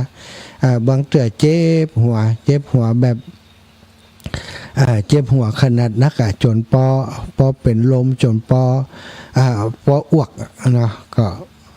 เคยเป็นหลายรอบหลายครั้งก็คงจะน่าจะมีส่วนเกี่ยวกับเรื่องของความดันอันนี้ก็กะว่าเสร็จงานของตู้ลุงแล้วเนาะวันที่21เรียบร้อยงานแล้ววันที่22กลับไปพักผ่อนวันหนึ่ง23นี่ก็จะไปตรวจโภชกรรมไปเข้าโรงตรวจไปเข้าโรงหมอเพื่อเช็คไปตรวจสุขภาพประจำปีเฮียกรรมว่าสรุปแล้วตอนนี้ร่างกายมันเป็นยังไงพ่อง ดีมันดีเดี๋ยวนี้ถ้าไปหาหมอก็ถ้าจะโดนเรื่องเนี้ยนะเรื่องงาน ความดันสูงความดันสูงก็มีหลายๆคนเนาะวัยเฮาสูงอายุขึ้นมาแล้วบ่อยากกินยาลดความดันก็ต้องกินเนาะอันตรายอยู่เหมือนกันเรื่องความดันหลายคนศรัทธาญาติโยมหลายคนแต่ว่านี่ก็พระศรัทธาญาติโยมคนหนึ่งก็ถามว่าท่านอาจารย์ยังได้มาจ้าก็บอกเพิ่นว่าไปหาหมอมาเนาะไปติหมอติมหาราชติศรีพัฒน์ไปตรวจเรื่องเกี่ยวกับแขนติเจ็บนะโยมเพิ่นก็บอกว่าโอ้ท่านอาจารย์อายุนักแล้วเป็นเหมือนกันหมดข้าเจ้าก็เป็น ข้าเจ้าก็เป็นนี่มันถึงเป็นเหมือนกันหมดข้าเจ้าบอกคือไผเหมือนกันอีหรอมาบอกคือไผมาได้หลายๆคนก็เป็นซึ่งอาตมาก็มัน ทีแรกก็คิดว่า คงจะเป็นเพราะที่เฮาสบายนักลำไปช่วงที่เดินธุดงค์ซึ่งก็มีส่วนเนาะสถานทำให้เฮาเจ็บเฮาเป็นอย่างอีกก็เลยได้ไปตรวจเพื่อจะหาสาเหตุแล้วก็คิดว่าตัวเป็นคนเดียวอีกเป็นอย่างอีนะ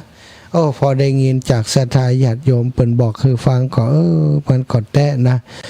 แล้วก็ปะหลวงป่อนะหลวงป่อท่านพระครูสาธุกิจจานันท์ติงานวัดดับภัยหลวงป่อว่าหลวงป่อก็เป็นตอนนั้นเป็นจนยกแขนบ่ขึ้นเลยเนี่ยยังบ่ได้เลยมันเจ็บมันปวดมันชาไปหมดแต่เอาไปเอามาไปหาหมอเปิ่นก็ดูแลให้ไปมาก็บัดเดียวดีขึ้นแล้วนะดีขึ้น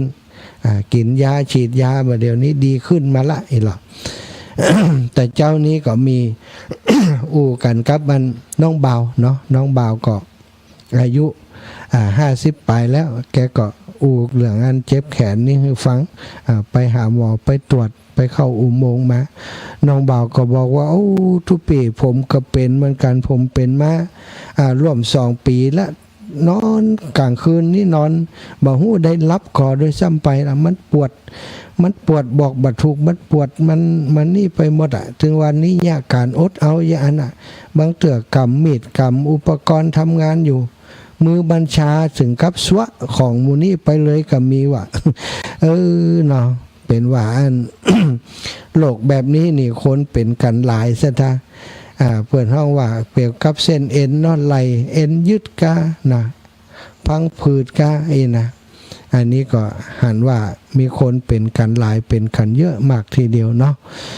ศรัทธาก่อนระวังเนอะเนี่ยการเนี่ยงานอย่างถ้าภัยมาเป็นคำเตือนบ่ต้องได้เป็นนะถ้าเป็นแล้วเนี่ยโอ้ลำบากทรมานเหลือเกินศรัทธายอมรับว่าทรมานเนาะช่วงนี้นี่นอนรับบัดสนิทศรัทธาเหมือนครับถ้าเป็นบอกว่าถ้าเทียบเวลารับสนิทแต่นี่วันหนึ่งก็คงบัดถึง2 ชั่วโมงเพราะมันกลายเป็นลับๆตื่นๆอย่างไปมาก็บ่ฮู้เนาะอันนี้ก็คือปัญหาสุขภาพที่เผชิญอยู่ในช่วงนี้เท่านักแล้วมาก็หันคนเท่าเพิ่นอายุ8-90นี่เฮา60ปลายน้อยเดียวมันได้เป็นสปะสะเป็ดบอกว่าจะหลอดไปถึงต่อใดเนาะแต่ก็จังมันจะชีวิตนะมันจะเป็นอย่างก็ปล่อยมันไปเนาะตามธรรมชาติแต่ว่าก็ดูแลตามที่เขาจะดูแลได้เนาะอันนี้ก็บอกพอร่างกายนี้วันนี้กินยาเข้าไปโดยสถากินยาที่หมอฮื้อมา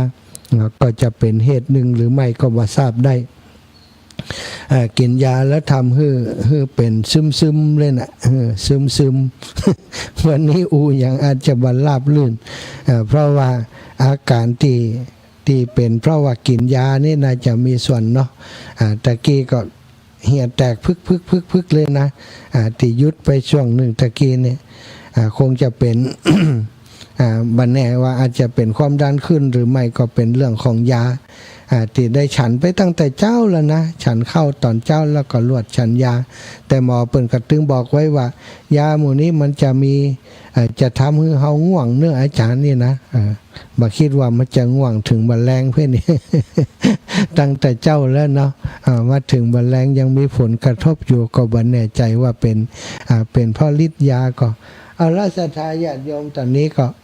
เปิดสายอีกรอบหนึ่งกันแล้วกันก่อนจะหมดเวลาเนาะ08088444173เนาะ08088444173ถ้าเป็นนักมวยบัดเดียวก็เลาะเจียกแล้ว รอละครั้งเม่งได้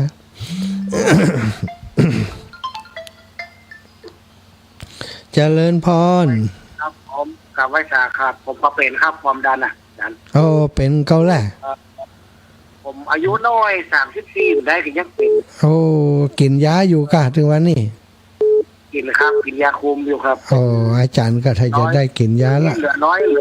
30อาจารย์น่าจะพักผ่อนน้อยน่าจะมีส่วนด้วยตะกี้ก็เป็นร่างกายมันเอาไปน่วงร่างกายมันเกินไปครับครับเพราะนั้นอาจารย์ต้องพักผ่อนนักๆนะครับสาธุขอบคุณครับดูครับธรรมะเหมือนนะครับเนาะสาธุครับน้องเบลนะครับไปสานะครับผมขอบคุณครับน้องเบลเจริญพรโยมแม่อาจารย์เจ้าแม่กินยานักก็ง่วงเหมือนกันนะพระอาจารย์น่าจะมีส่วนตะกี้เป็นปีไปกับแม่เฮียน้อยซั่ว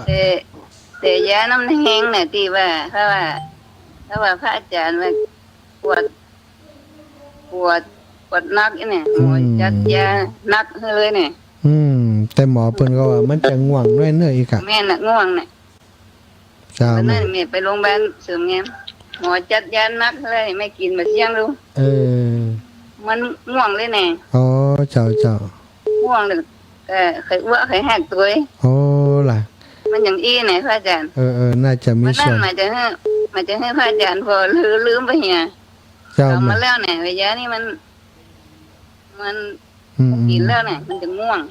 แล้วมันใจสั่นเลยเนี่ยพระอาจารย์นี่อันนี้ทำกินแล้วเนี่ยถ้ากินเนี่ยจะเป็นอาการอย่างเงี้ยเนี่ยต้องกินปวดก็ปล่อยมันเนาะอดเอาต้องกินแล้วก็น่ากะเจ้าสัตว์แม่เจ้ายายพร ยายพรจ้ะหาก่อนพักผ่อนนี่ท่องกะกะพักผ่อนพักผ่อน วันหนึ่งบอกว่าทำแค่ตอนน่ะความดันสูงน่ะ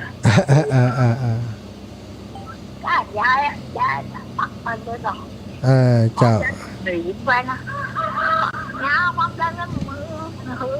เจ้าสาธุเนอะศรัทธาญาติโยมวันที่19เนอะประชาสัมพันธ์งานของครูบาอาจารย์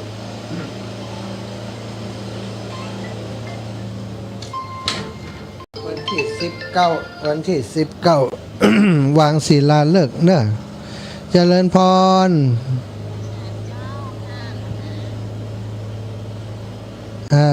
แม่น้องวันดีกัลพัฒน์บันมิตรอารันเจ้าตะกี้ได้ยินทหารว่าปวดโยมแม่ก็ปวดโยมแม่ก็ใจยาทารู้สึกว่าดีมาถ้าวันที่19นี้ไปปะโยมแม่จะเอาถวายคือฐานเนอะเจ้าโยมแม่เจ้าอันกินยาแล้วซึมนั่นนะมันมีกับโยมแม่ถ้ากินอย่างวันนี้นะซึมก็แค่วันผูกก่อนเดี๋ยวถ้าได้ย่างยานี่รู้สึกว่าสลึมสลือได้ไหม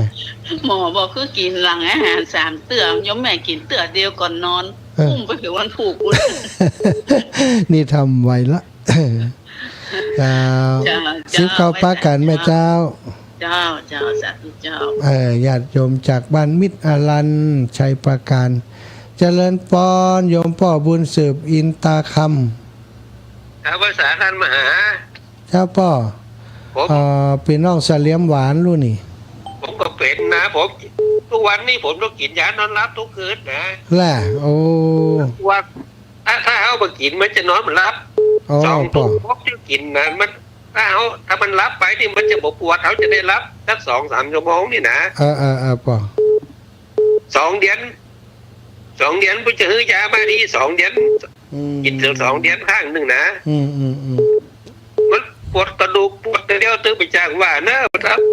ผมเกณฑ์ที่3แล้วอันนี้60 ปลายเป็นแล้วเนี่ยผมเกณฑ์ที่3แล้วผมก็นอนดึกผมต้องเที่ยงคืนตี 1นะผมจะฟังธรรมะตลอดคืนนะตั้งแต่กินนี่นะจ้าป่ะขอให้อาจารย์ช่วยหาเดียวนะสาธุป่อขอบคุณป่อเนอะครับผมสา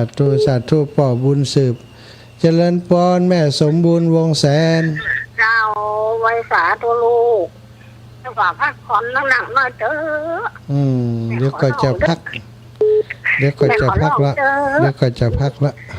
นะลูกขังอย่างนี้ลำไปมาได้ก็มาทำไมมันได้ก็สบายเนี่ยจะได้หรอมันละเท่าละเท่ากับเท่าหนึ่งเตี่ยกันสัตว์ทุนได้ไหมเนอะบุญหักษาหับสายอื่นก่อนเจริญปอนแม่บุญนักวุฒิเดชเจ้าไว้สาเจ้าพระอาจารย์แม่พระอาจารย์กินยาอันหมอสีฟาดกับเจ้าใจแล้วแม่เจ้ากินบัตรแจกให้ได้ในพระอาจารย์เจ้าก็ไปรักษาหมอสีฟาดกับเป็นละเฮือมาเดียวเป็นอันลดยานะเจ้ายานั่นเนาะยากระดูกไหนเจ้าก็ปวดอย่างอันปวดตานั่นว่าตะกี้เนาะถ้ากินแล้วมันเวียนหัวมันจะลุกบดได้ใครว่าใครห่างนั่นเนาะอันนี้กันเป็นอาการว่าเป็นแรงตอนเจ้าเป็นยังไงมาเป็นเดียมกินเพราะมันตัวยามันจะข้างมันจะนั่นเป็นบอกว่ามันจะง่วงชุ่มอีหนาแล้วก็กินยาความดันมานี่ได้เป็น10 ปีแล้วนะบางวันจะก็ลูกบ่จะได้เลยนะพระอาจารย์ที่เจ้าไปไหนบ่ได้เนี่ยความดันนี่ยังไม่ได้ตรวจจ้ะมันได้ตรวจกันแก่แหละเดี๋ยวแล้วงานตุลุงก็จะไปนะวันที่19เนี่ยเจ้าจะโอนสตังค์ไปให้เด้อเจ้าอาจารย์นะเจ้าแม่ที่จะรอเตียนกับเตียนนั่นน่ะเจ้าสาธุเจ้าแม่มึงหายเร็วๆพระอาจารย์เจ้าแม่ศรัทธาญาติโยมเนาะตอนนี้10แม่ไล่ต่างถิ่นเจริญพรแม่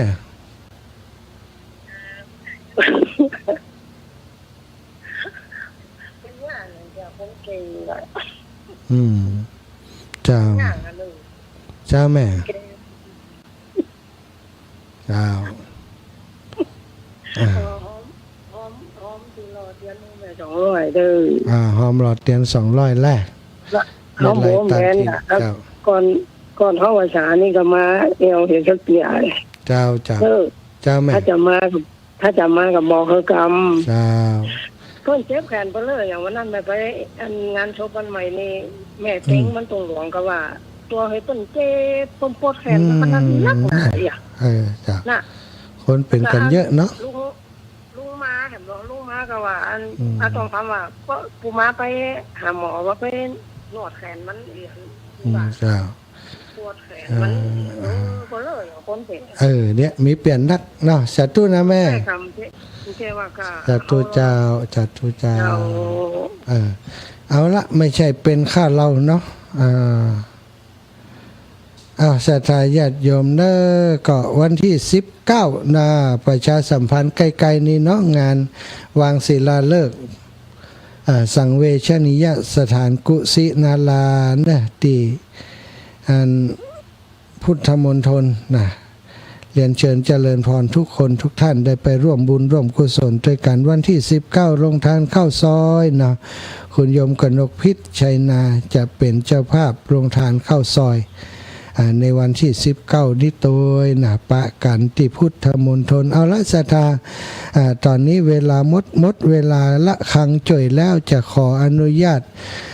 นำรายการจากลาศรัทธาไปด้วยเวลาเพียงเท่านี้ขอความสุขสัสดีจงมีแก่ศรัทธาสาธุชนทุกคนทุกท่านจัตตารโอธรรมาวัฏันติอายุวโนสุขังพระลัง